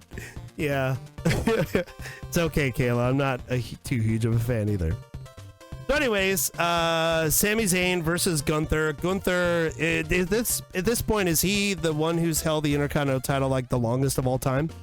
Yeah, I think he broke all the records, so like it was time for him to move on. Yeah, it's time. There's no way Sami Zayn doesn't win this match. It's time. I don't like how over the last couple weeks they've been like full heel with Gunther. It's just, I mean, like, it's not necessary. He's a fucking, you know, he's un-American. So that's why you do that. I mean, he's got Imperium. Like, you can hate on them if you want to. You could have gone that route, but they just had him like being a dickhead, like coming out and being a distraction. What happens when you're a giant German man? You beat up small little guys. Nobody likes the Germans. So yeah. I'm just not a fan. I'm in the minority. I just don't like him at all. Wow, Click, you don't like Sami Zayn? What do you have against gingers? Without Scott, you don't have reggae? Fuck, I actually laughed out loud. So no, that's real though. Yeah, I read it on Wikipedia. First. Yeah. So anyways, look up timelines. The announcers talk about how apparently this match is Rocky 4. And you've got like the big guy from another country going against the spunky underdog. Gunther is the best thing from Austria since Arnold. Agree. The only good thing, some would say. So, Sammy starts off with, you know, fucking piss and vinegar, going with a bunch of chops. A bunch of heavy chops on Gunther, actually, which is kind of cool. For anyone who doesn't know, Gunther's thing is big old chops. Heavy-handed chops. Chops, I feel like somebody's caving in your chest with a fucking cast iron frying pan. And so for Sammy to go at this man with chops of his own is like trying to dunk on Michael Jordan. Like, what are you doing? He's just gonna make you look silly. Just wait. And so he hits Gunther with like several fucking chops. And then he goes into like a springboard move, which Gunther fucking like just catches him from behind and just, you know, German suplexes the shit out of him, which is pretty great. Sammy, I do have in the notes here though that, you know, Sammy does look good. He looks in pretty good shape for Sami Zayn, but Gunther looks better. Yeah, he gets him with the catch German suplex, and then he kills Sammy with one chop. That's it. Just pow, and Sami Zayn died in the ring. He gets Sammy in the corner, big fucking chop.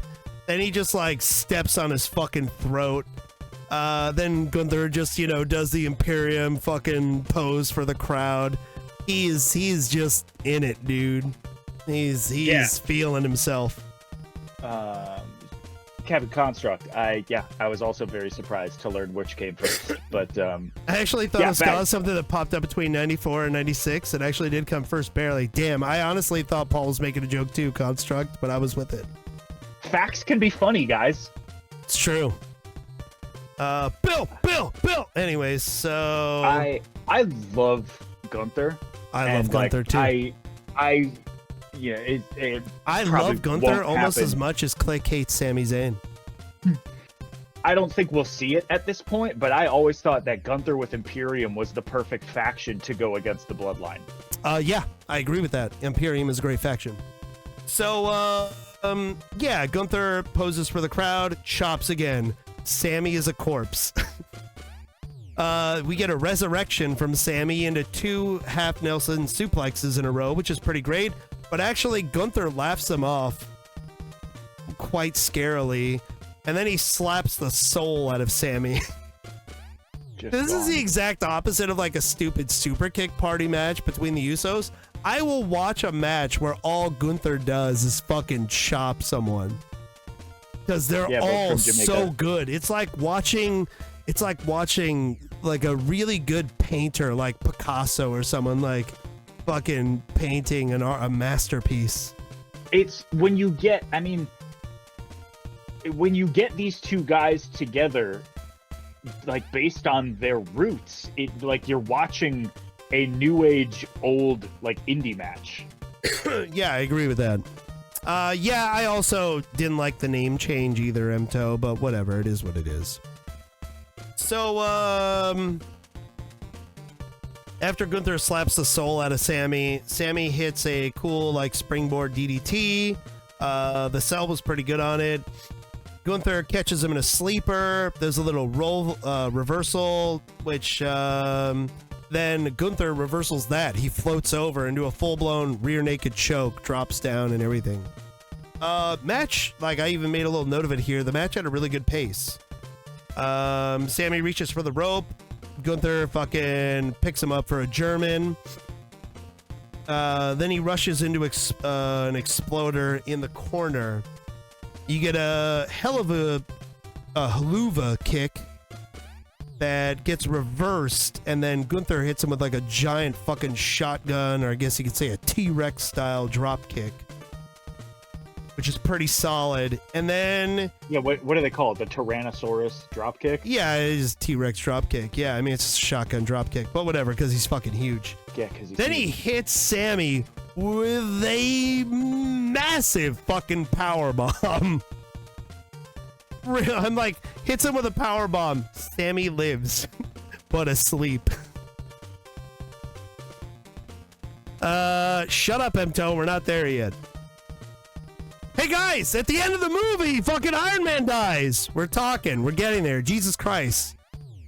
Can you not just restrain yourself? Can you not slap a little cock ring on your fucking ding-a-ling and wait a little while? We're getting to the end of the match, pal. Save the fucking money shot. Jesus. Finish the story. Anyways. So, yeah, dude. Gunther hits him with a fucking giant boot in the corner.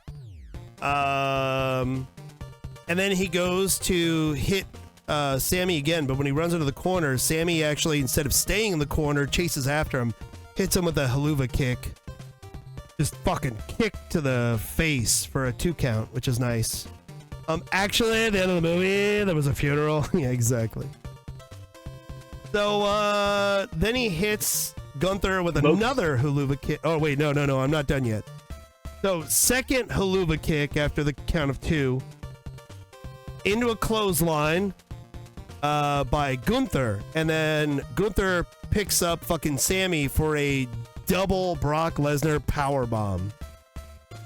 I also want to mention that most of the people in that funeral scene thought it was a wedding because nobody knew what was going on in that movie. That's an interesting little fact.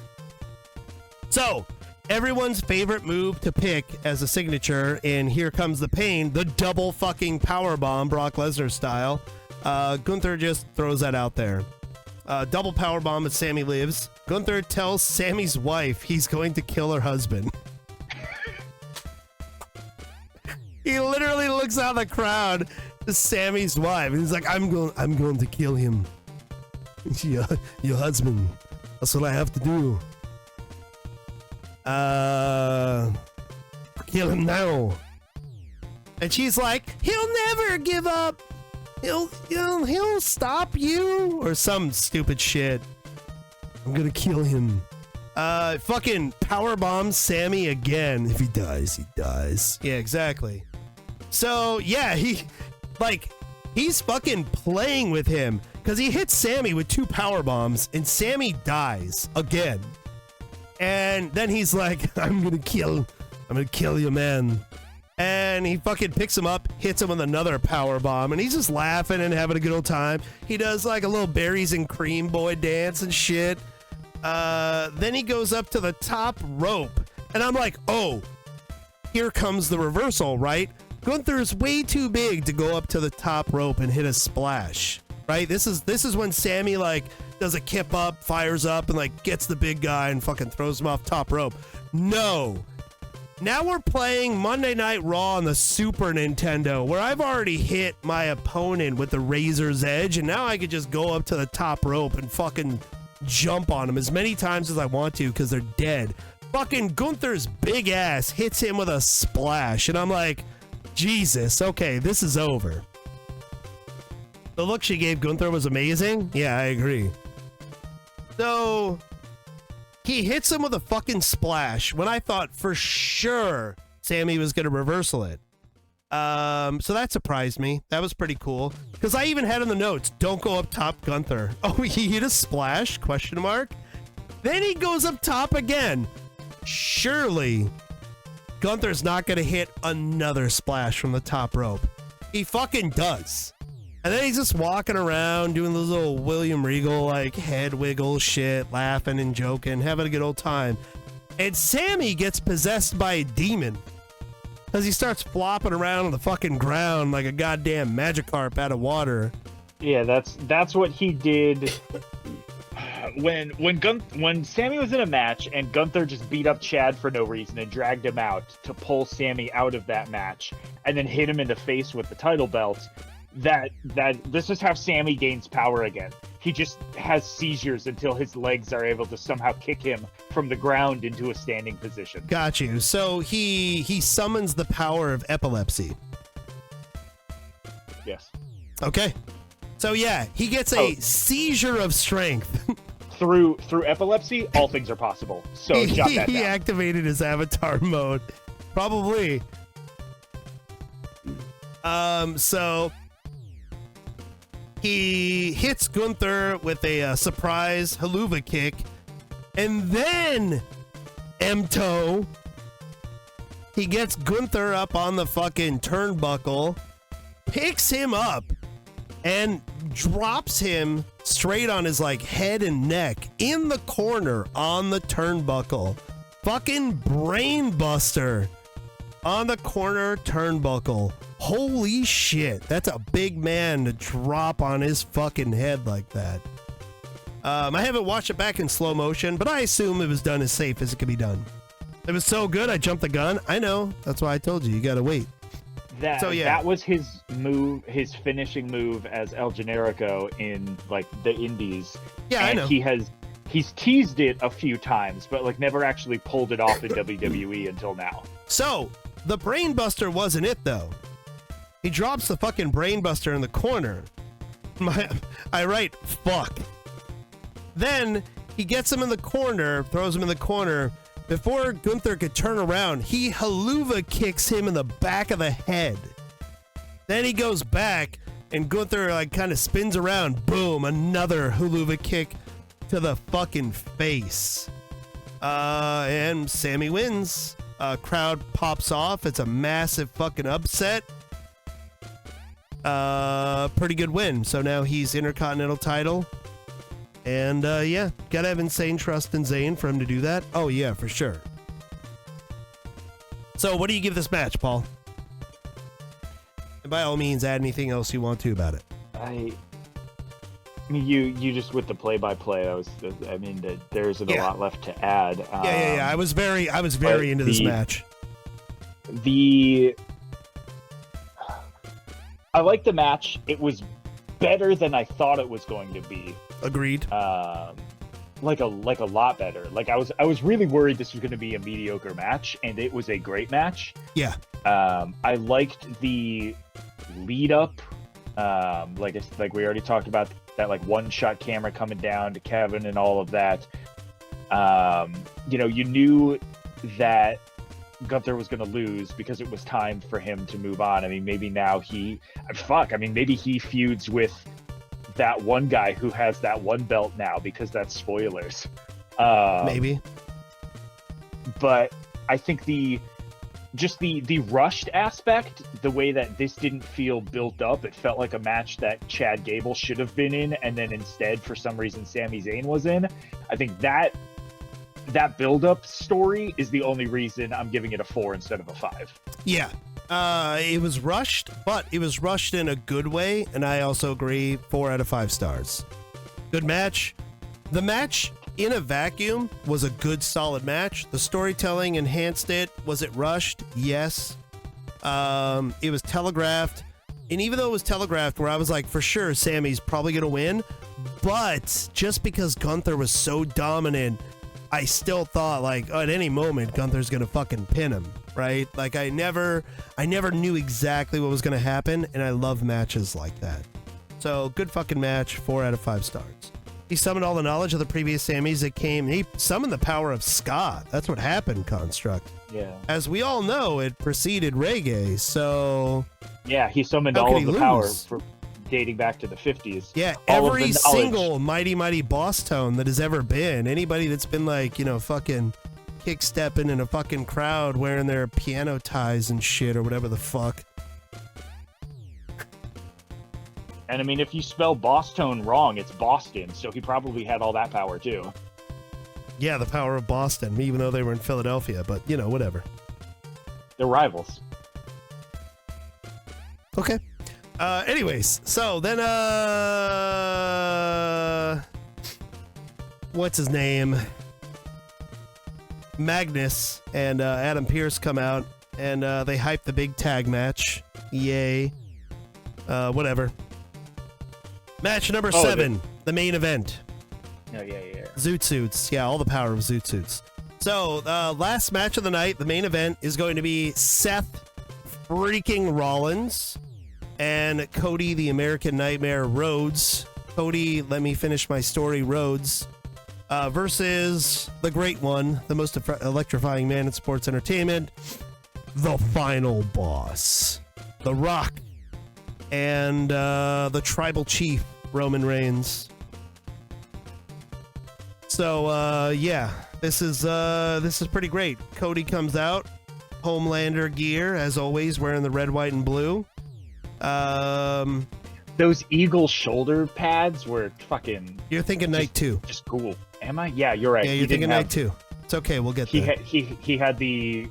He was the second evolution Pokemon. Night. He was Charizard night 2. Right, no, but all of his stuff had Seth's logo on it as well. Yeah, which is cool. Yeah. Yeah. So yeah, Cody being a team player representing Seth freaking Rollins, comes out, crowd gives the biggest fucking whoa! Like, yeah, it's good. My father says. So it was great. Comes to the ring.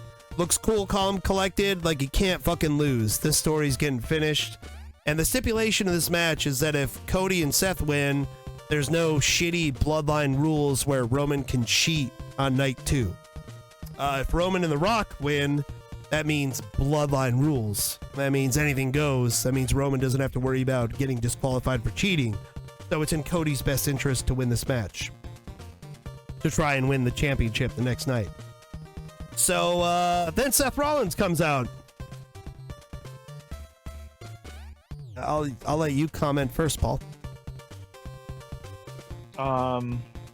He had a long thing that I didn't like, but his pants were pretty cool colored.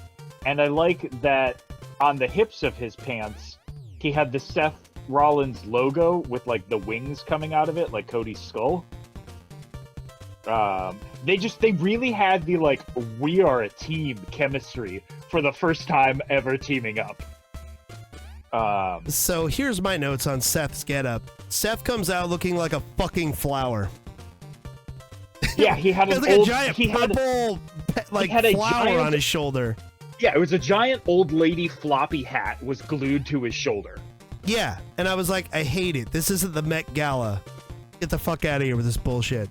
Seth looked like Father Balder from Bayonetta. I don't know, it was awful. The Rock, I didn't think he was still wrestling. He's not still wrestling, Construct. Keep up. He just came back to wrestling again. Yeah, he just recently started wrestling again to acknowledge his tribal chief, his cousin, Roman Reigns, and to stop Cody from finishing his story and achieving the dream of capturing the championship that his father never did. And when Cody said that The Rock's... Dwayne Johnson is a member of the board of directors of the company that now owns WWE and UFC. Yes, TKO. So he, as a way of, protecting and earning his own money, he is like directly involving himself with shit in like general WWE. Yeah, fuck it. Let's just do this now. recap real quick. So Cody Rhodes had a match with Roman Reigns last year. Roman Reigns has been dominant for how many days as champion, Paul? Like 4 years? Yeah, I literally, sidebar, I saw a reaction of this like 6-year-old kid crying because Roman, anyway, and Roman had been champion since that kid was 2. Yeah. So Roman Reigns has been champion for like 4 years.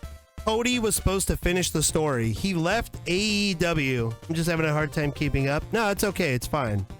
That's why I'm going to dumb it down for you. So Cody Rhodes was in WWE. So was his father. So was his father's father, whatever. His brother, everyone.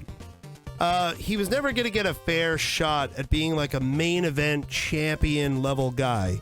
So he left WWE, which is a hard decision to make. He had guaranteed money in the biggest wrestling organization in the world, and he left for love of the game. So he went and wrestled in Japan. He went and wrestled in independent companies to build his name up, to hype his name, to evolve. And that's what he did.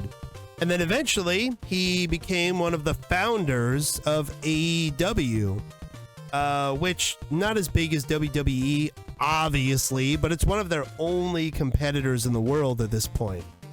And after Cody was in AEW for a while as a foundation of the company, he left to go back to WWE because he wanted to finish the story. He wanted to capture the championship belt in WWE that he never did, and to prove to himself and to everyone who was in WWE that he was always a main event guy. He was always worthy of that title. He always had that potential. He went from undesirable to undeniable. That's the Cody Rhodes story. We don't talk about Stardust out of respect. I love Stardust.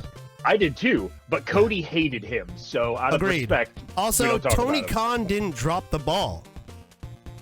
Tony Khan is not he's not gonna make someone come back. He knew Cody wanted to go to WWE, that it was a personal thing for him. They're friends. There's no like animosity between Cody Rhodes and Tony Khan. So no, Tony Khan did not drop the ball. Cody said, "Hey man, I'm gonna go to WWE," and Tony Khan said, "That's cool, man. I understand." So there's no dropping the ball there. In any case, so Cody Rhodes at WrestleMania last year, Construct, had a match against Roman Reigns. You've got all this history, and you've got the fact that Cody Rhodes left his company that he started to come back home to WWE. and win this belt off Roman Reigns. We all thought it was a guaranteed lock that Cody Rhodes gets the belt. He doesn't. Everyone's pissed. Everyone goes online and complains about how WrestleMania was terrible, the ending sucked, all that. It became The Last of Us 2 of fucking wrestling. This is before the owners of WWE changed, correct?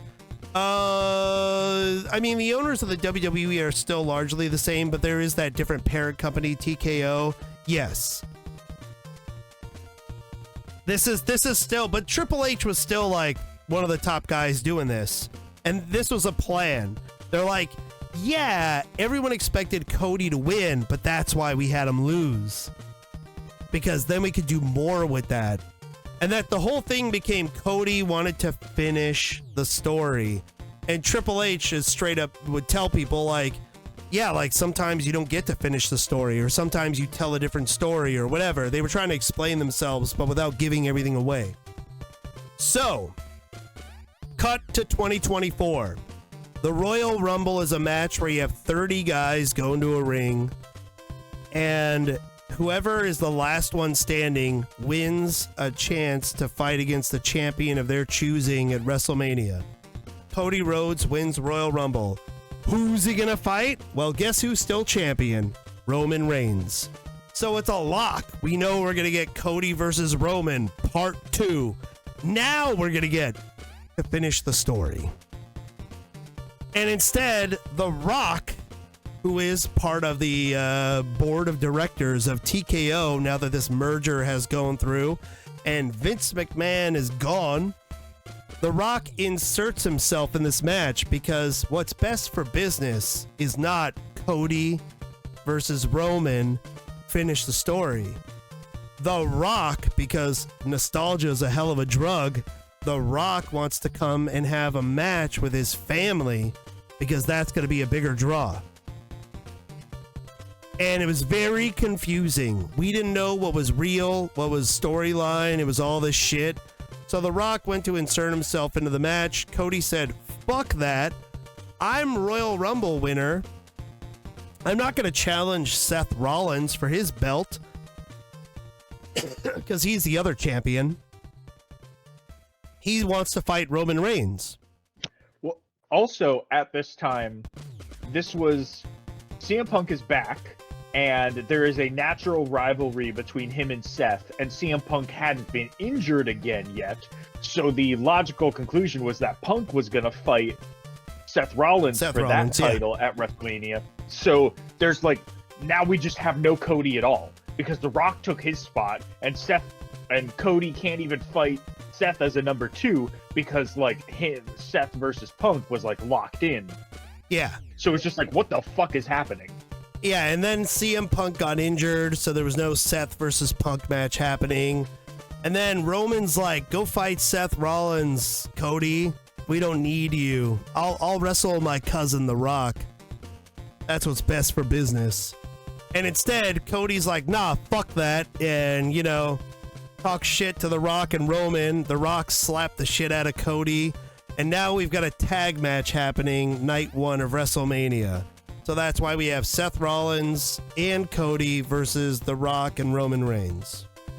So that's how we got here. That's like the TLDR version. That's the drama.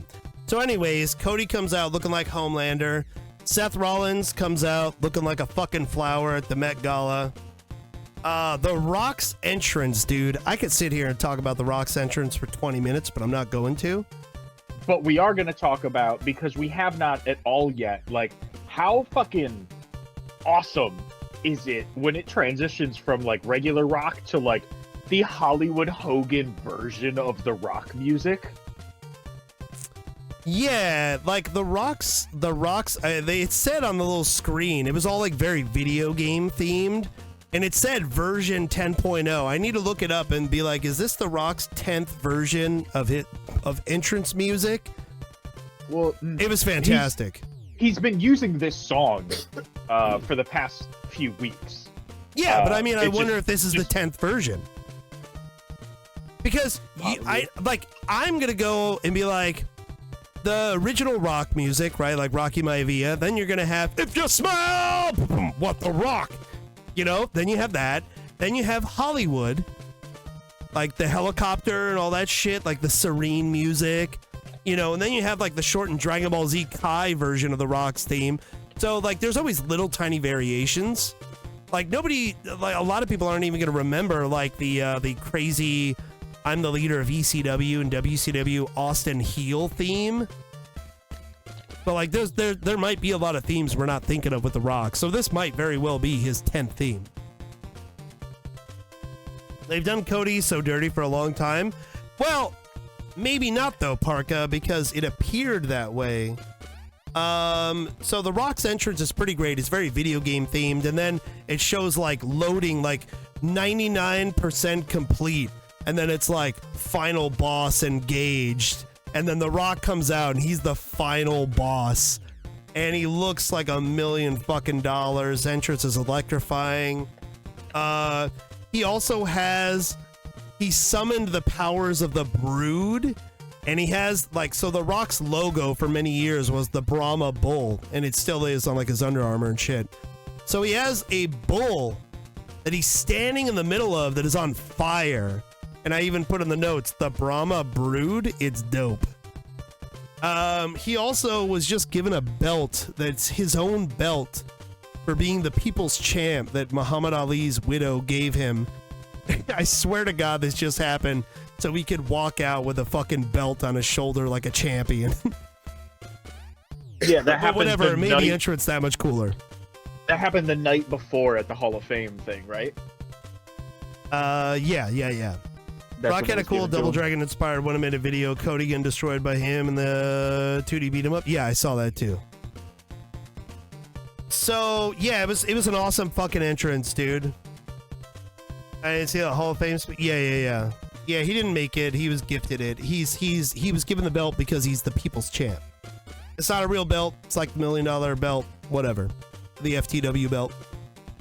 But yeah, Roman comes out like normal. It is a belt that physically exists and thereby can be defended. His entrance was missing a belt flip. That's true. Yeah, agreed. Roman just comes out like normal, having Paul Heyman look at him like I look at a deep dish pizza. He looked jacked as shit, dude, because for a little while there, Roman was looking kind of small and out of shape for him. So he's clearly drinking the Rock's protein shakes. He looked fantastic. And I love that Pat McAfee says to Michael Cole, Cole, can you acknowledge your tribal chief, please? Like, he says it multiple times because him and the other dude were holding their fingers up, and Michael Cole wasn't. It's just like, Cole, can you acknowledge your tribal chief, please? Cole, can you acknowledge your chief, please? Like, this is pretty good. Also, I noticed for the first time, the announcer chick fucking sucks. Did you notice? Thoughts? Whatever? Her name is Samantha Irvine. Yeah, She's terrible. I made a comment that she's terrible, by the way, on Instagram, and she liked my comment, and I deleted it because I felt bad. I don't want to offend her as a person. I immediately deleted it, but I don't like her as a ring announcer. I think Samantha Irvine was good? I don't think so. I disagree. What was good about it, Mto? No, so I think she is big enough to like just overlook your comment because like straight up everyone fucking loves her. Yeah, I don't understand. Damn, I do like her. Why? Because she's hot? Fuck you if you say any other reason. That's it. She's hot. What in her voice? She doesn't have like AEW. You get John Cena. Like, she just tries to do like a loud, screamy guy gravelly voice. It doesn't work out, dude. Lillian Garcia, 100 times better. And she's not even the same league as the Fink. Howard Finkel was way better. She's nowhere near like the era. I think Michael Cole or somebody tried to say like, oh, this is our version of Michael Buffer. And I'm like, get the fuck out of here. This chick is nowhere near. Let's get ready to rumble. Like that shit. Fuck no. Can't even touch it. I hate Justin Roberts and the growling. He only really does it for John. She had one misfire at the end. Don't want to jump the gun. She fucked up a couple times, Emto, but it just overall, I just don't like it. I think she's just a pretty face, and that's why people like her. So tell me what you like about her announcing. She sounds to me, because I can tell you why I don't like her, she sounds like someone that is trying to be like a parody of a ring announcer. Not a fan. Not a fan. Not a great plan. Her Chelsea Green is great. Yeah, you hear that all the time. Sometimes I forget that Chelsea Green is in WWE because I don't know where her matches are. That's okay. Like I don't know if they're just all edited out of the Hulu version of Raw that I watch, or if she just legitimately doesn't ever get to compete. Yeah. Wikipedia says The Rock's theme has gone through over 30 major adjustments. Damn, really? Okay. Interesting. I wonder what the version 10.0 thing is. Anyways, so no hate on Samantha Irvin as a person. I just think people say they like her because she's pretty. That's it.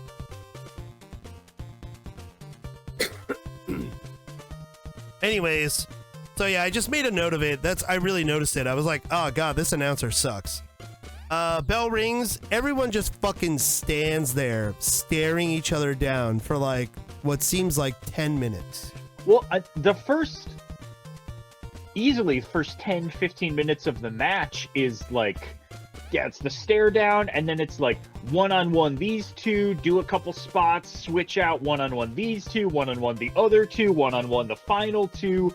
Like, the match isn't really a match until like 20 minutes into it. Yeah, it's a real slow pace. Not a bad thing, though. I mean, they're doing it for dramatic effect. Like, just standing there, staring each other down. It's a culmination of a moment. I get it. It's fine. I'm not complaining. But they decide to have Roman Reigns start with Seth Rollins. Interesting. It's nearly midnight here. Y'all have a great night. Talk to y'all tomorrow. Absolutely. Take it easy, Construct. Thanks for hanging with us, buddy. I appreciate you. So, they have a slow pace start. You get some even exchanges. Cody comes in for Seth, and it just kind of slows down again, but you get like a real basic drop down into a knee to the gut from Cody. You get some punches. It's a little slow, a little sloppy at this point. Just they're kind of feeling each other out, it seems like.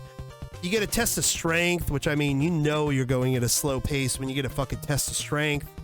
They break out of that, then Cody tags Seth back in. Roman avoids the double team with the tag to Seth. Crowd erupts at the slow tag to Rocky. Rocky chants hit. I didn't expect The Rock to get in the match this quickly. So you get The Rock versus Seth. There's a lockup. What's that? Generally, the amount that he was involved and like the way that until one particular point he didn't look like completely gassed or destroyed was like very impressive. No, it was good. Yeah, it was great use of The Rock. Did he move exactly like he used to back in the day? Fuck yes. No. But no, at times he did, and I'll get to that. He did in spurts, but overall, no. But did he look bad like the last couple times he was in the ring? Fuck no.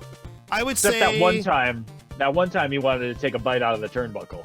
Got real hungry for it. So, before we get to the rest of like the play-by-play, what percentage of old Rock do you think The Rock was? I'm not a good comparison. I didn't see a lot of old Rock, and I didn't like a lot of the old Rock that I saw. I saw a ton of fucking old Rock, so I just want to see where you line up with me. 85%. Okay, I'd say he was probably about 80% old Rock. I think he was moving pretty good.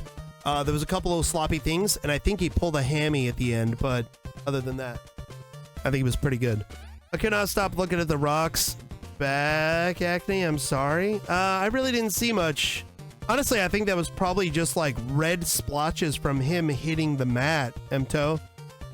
Because when he came out, like when he was first in the ring, I didn't see a lot of back knee. I think that, because you got to remember, dude, this guy's not getting a lot of reps in the ring, dude.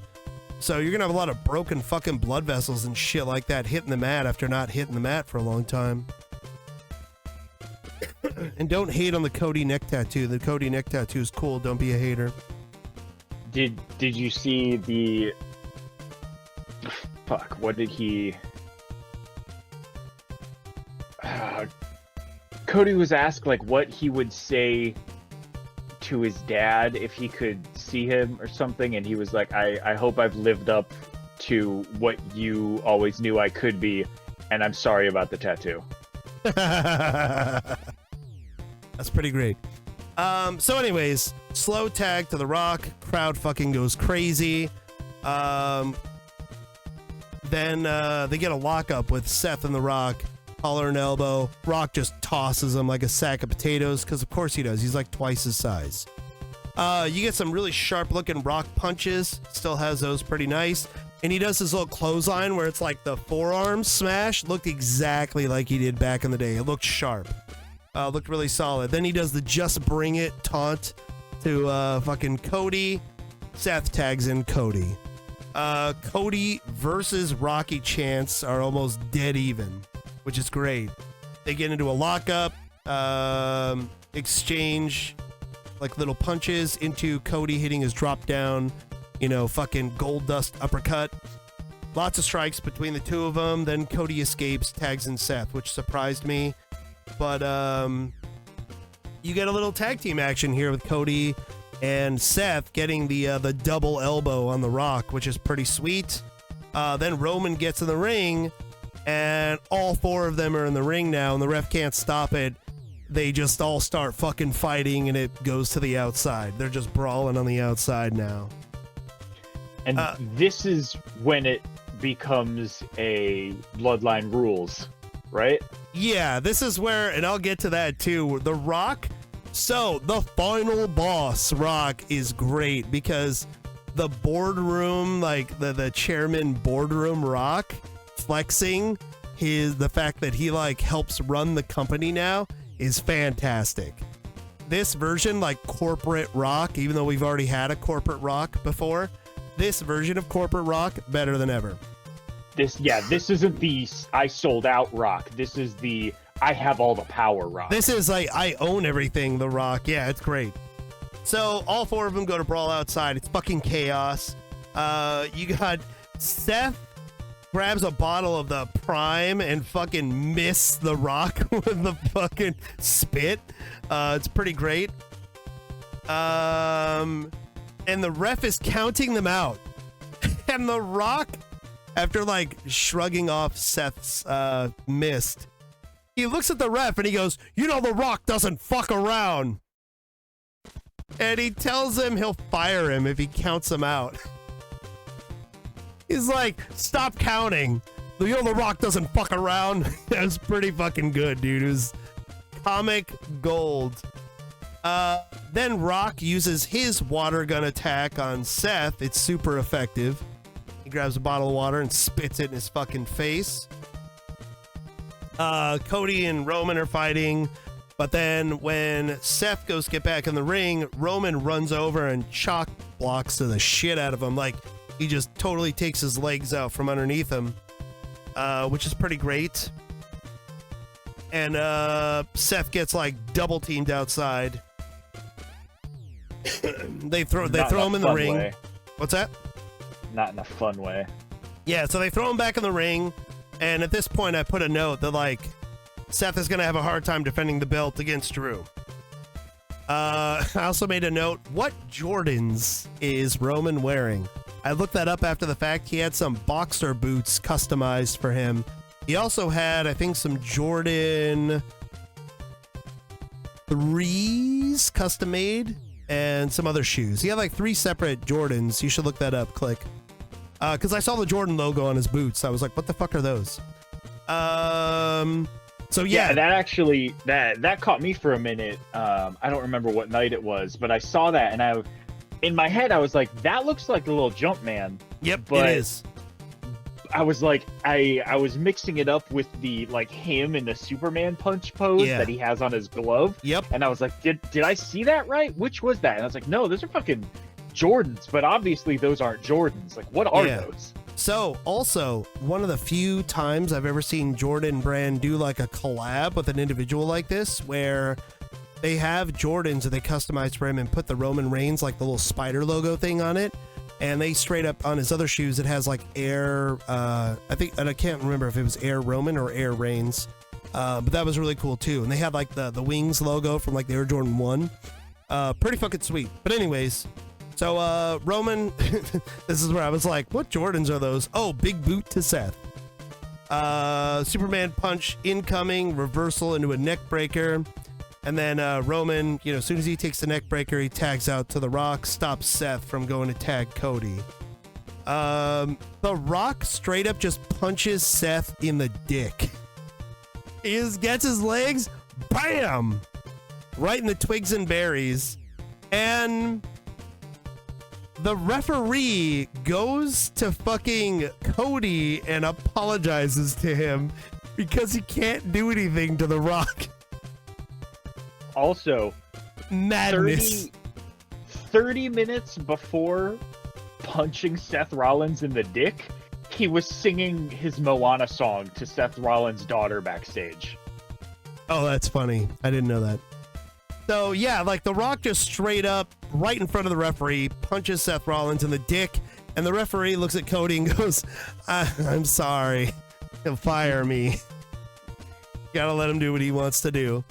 Then you get a Rock punch. Well, and within that punch, The Rock's knee also gives out. And so after the punch, he like turns around and headbutts the middle turnbuckle. Yeah. That's where he botched. Yeah, I remember that. It looked frightening, but he just stands right up out of it. So he was fine. Yeah, he's like leg buckled or something. If you count, you're fired. Yeah, that's when they were on the outside, Mto. So yeah, then I had that too. Like The Rock's leg gives out and he eats shit. But he immediately got up, so kudos to him. Hopefully he's okay. Then you get a Rock punch combo, as only he can do. But when he goes to do the last spit punch, you get a combo breaker from Seth with an enziguri kick to the back of the head. Rock fights him off. He gets his shitty little sharpshooter, which I still hate. Cody comes in and just bitch slaps The Rock to break it up. Yeah, that was great, honestly. And like it could have just been a gentle little push. Yeah. Like all he did was something to stop what was happening, but it happened to just be this little bitch slap. Oh yeah, dude, he just slapped the taste out of Dwayne's mouth. Pretty great. He hangs Rock out to have Seth super kick and then stomp him. When he goes for the stomp though, like his leg gives out. He like landed on his knee or something earlier in the match. That's the story they were telling. Seth's leg was shitty. So you get the tag to Roman. The Rock has to escape. He's a little winded.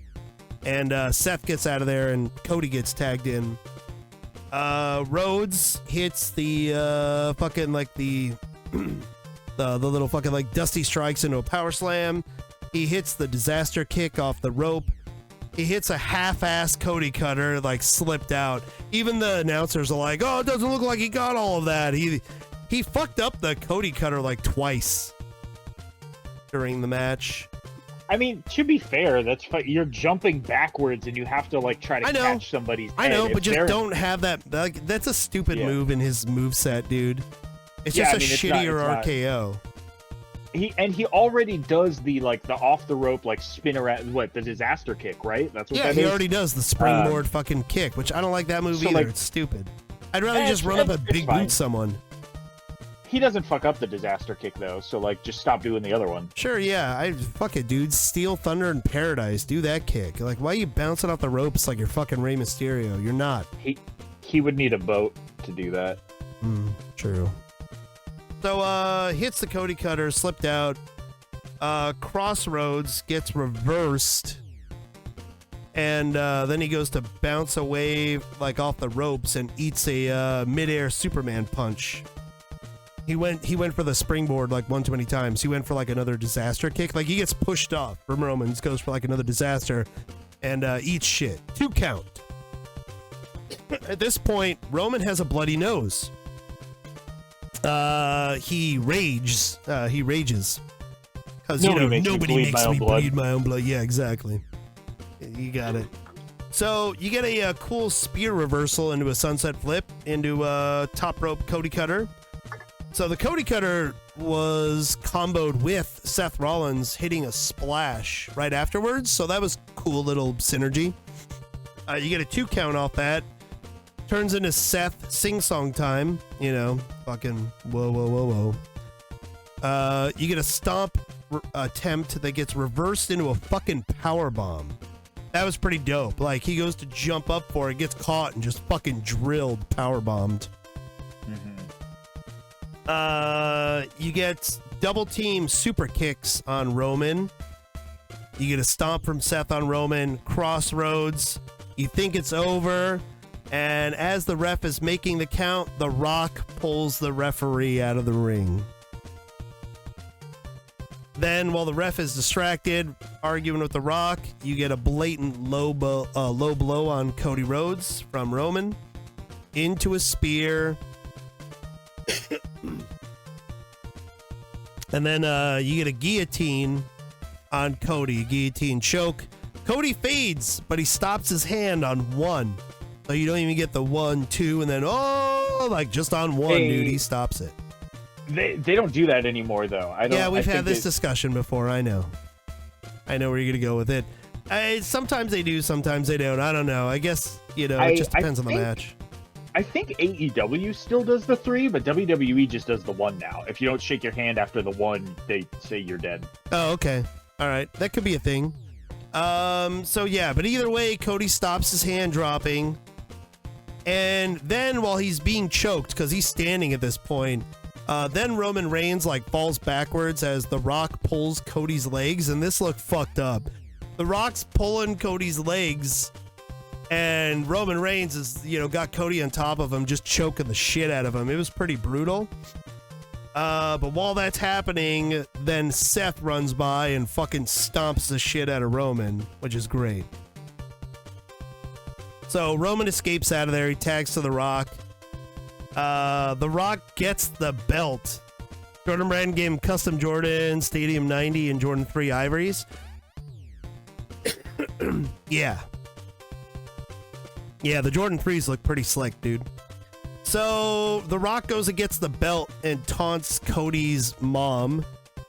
Cody stops The Rock, the belt's a non-issue, it gets knocked away. He hits him with the old Dusty combo and Bionic Elbow. But after that, The Rock fucking hits the spine buster as Cody hits the ropes. Spine buster looked amazing. Pops right up out of it, just like it's fucking, 2002. Shit, probably older, 2001. Wow. So The Rock then, after the spine buster, soaks in the chance, goes for the people's elbow. It gets reversed into a cutter. Fucking crowd booed at that point. I guess people just wanted to see the people's elbow, right? Yeah. They don't want him to win, but they want to see the things. Yeah, it makes sense. So, people's elbow gets reversed into the cutter. You get a crossroads. Roman comes in with a Superman punch. Roman goes to spear, and he spears The Rock. And the sell by The Rock from Roman's spear was great. He looked like he just got gored by Rhino. The entire bloodline felt it. Yeah, it was pretty fucking good. Then Seth and Cody both hit pedigrees at the same time, which is pretty great. They both, they end up all rolling outside and fighting again outside. The Rock uses water gun on Cody now. All the spitting of fucking drinks. Well, they do the double pedigrees, and then they roll over for the pin, and they both kick out at 2, right? Yeah. But then they kind of roll out of the ring, and they end up outside. You get water gun, you get Spanish announcer's table. Cody gets saved by Seth, and The Rock gets hit by the rock bottom through the table, which that was surprising. That was cool. So Cody Rhodes hits The Rock with the rock bottom through a fucking table. 51 years old, man, going through a table. Props. That is one of the like more AEW elements that I am very excited to see more of, where just like when a storyline like this is happening, when it like makes sense or it's that personal, I love the stolen finishers. And I feel like there was a time I had seen it before, but like just WWE never fucking does it anymore. And I'm glad to see that coming back. Oh no, I really like that. That's like the ultimate disrespect. So yeah, then Roman Reigns completely kills Seth Rollins. He spears him through the barricade. That's what you get for saving Cody. He just death. So you just had The Rock go through the table. Cody and him are down. Seth was, going back after saving Cody, was going back towards Roman, and Roman just runs him through the fucking barricade. Just bodies everywhere, dude. Hellacious. Then you get some, back in the ring, you get some yay boo punches between Cody and Roman. Roman eats 2 crossroads, and he's going for the third one when he gets interrupted by The Rock with the belt. And he smacks the shit out of him with the fucking belt, if that's the sound you're talking about. Click. So the multiple crossroads is cool. I like that. He'll hit the finisher, hang on to him, stand up. The belt hits all sounded the same, even though the contact was and some of them, especially the last one against the ropes. Oh, I gotcha, yeah. So yeah, I guess it just depends on like the angles you see him on. I have to watch it back though. You watch it twice, so you know better than me. But in my brain, like I wrote down, like he fucking smacked the shit out of him. So you get the third crossroads interrupted by the belt strike. Roman hits the spear. Then he tags The Rock. Fucking Rock hits rock bottom. He gets up for the people's elbow. And he does like a cool fucking 2 fingers up the throat motion, which was cool. And then does the 1 finger acknowledge to Roman Reigns, hits the fucking people's elbow, and he pins fucking Cody for a 3 count. Interesting. I was like, wow, dude, he won off the fucking people's elbow. Now, granted, he took a spear and then a fucking rock bottom beforehand, but still, that's like, how many matches do you see where somebody eats a finisher or 2 and just gets to lay there a little extra because the other wrestler's recovering, and then so they'll still kick out? So, like, all the time Cody had laying there while The Rock's doing his fucking thing, he didn't get some energy back, to fight off a fucking elbow drop. I understand the people's elbow, but it's a fucking stupid move that should not be done to win a match. The finger across there, yeah, it was fucking dope. I like that too, Click.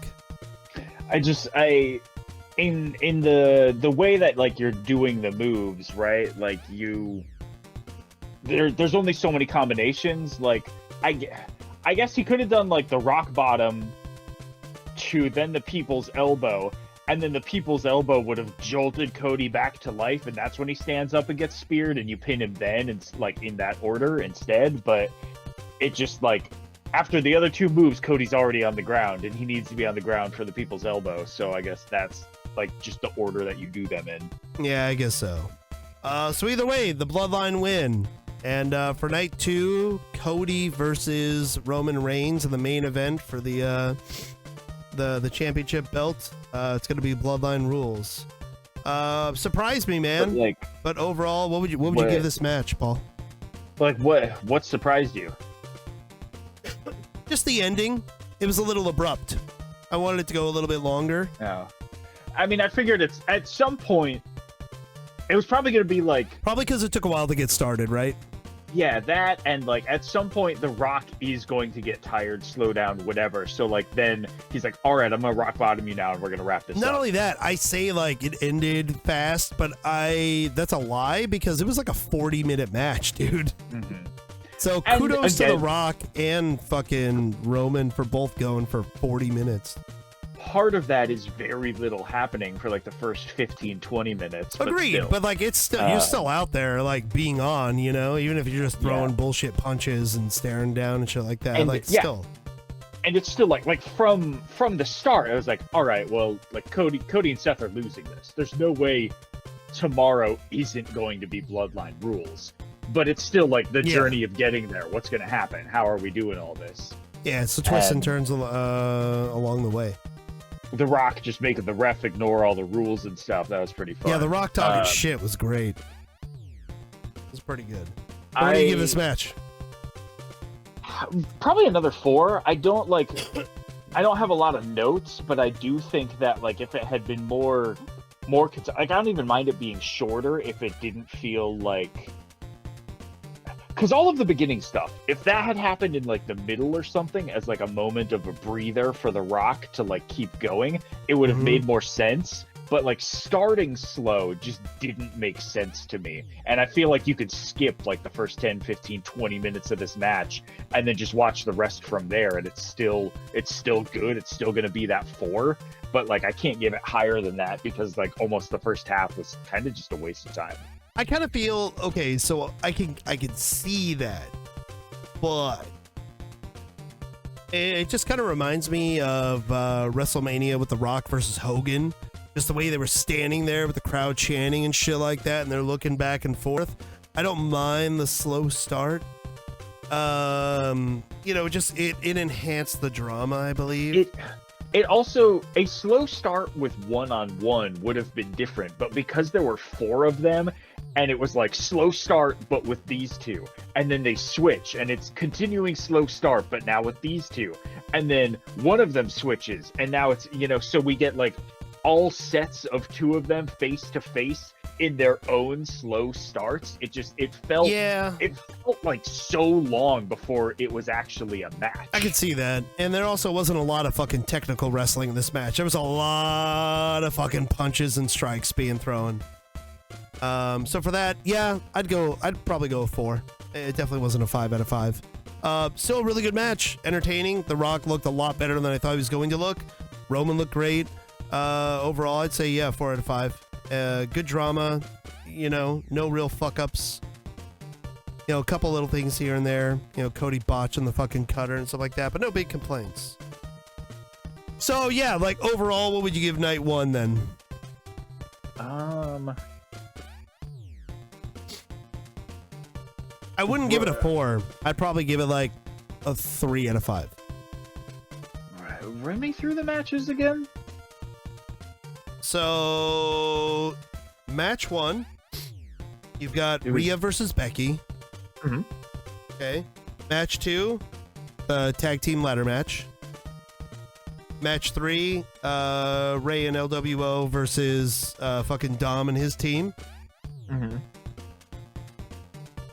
Then you've got Jimmy and Jay, boo.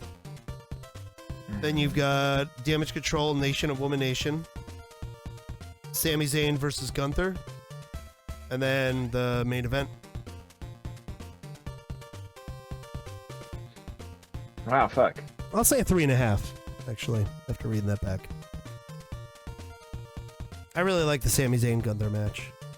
Yeah, there were like 3 of those. I love were the elbow being so me. devastating. Yeah, because like even though I really love Kabuki Warriors, like I don't love that match. Yeah, 3 of them were great, and then the other 4, like 2 of them were like bad, and then the other 2 were just like fine. So yeah, like it wasn't bad. Like 2.5 would be average, right? So yeah, 2.5 is an episode of Raw. So yeah, by that logic. And just outside of the matches, I liked Rhea with the band. Like, dude, her fucking entrance was so sick. The Rock's entrance, fuck, dude. Right. I haven't done any decimals, so I'm gonna use them all right now and do a 3.75. Okay, 3.75, 3.5 for me. Night 1, guys. You heard it here. I love the elbow being so devastating. I do and I don't. I have mixed feelings about the people's elbow. Like, I feel like if you want to pin some fucking, like, mid-carder, some jobber with the people's elbow, fine. But Cody did, like I said, Cody did take a spear and a rock bottom. He took two fucking finishers, so it's fine.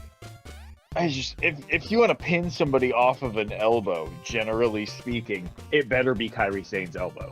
Oh yeah, I mean, elbow from the top rope is not a normal elbow. That's understood, dude. That's like saying, like, you know, fucking a regular leg drop is like the Harlem Hangover. Fuck no, it's not. So yeah. All right, so we'll do night 2 tomorrow because it's getting late. I don't want to keep Paul, and that actually took a lot longer than I thought it was, but it was fun. So yeah, that's night 1 of WrestleMania, and we'll do night 2 tomorrow. Paul, sound cool? Yeah. There's Yeah. If you make the time to watch or skim through or whatever, Stand and Deliver, cool. I know that you won't, but it was 7 matches and like 2 are worth talking about. I might, just to catch up with NXT. I will. If you are at all motivated, at least look up the clip of Braun Breaker moving the ring. No, I already saw that clip. Just fucking running the ropes and the whole fucking ring. He's a fucking shifts over Steiner, like 6 dude. inches. Yeah, I showed that to Christine. She was like, "Dear God," I was like, "Yeah, this guy's a freak." So yeah, so we'll do night 2 of WrestleMania tomorrow, guys. Thanks for hanging out so long. It's always fun to do these just chattings, and I'll see you tomorrow. Thanks for the subs, resubs, new followers. Have a good night. Peace.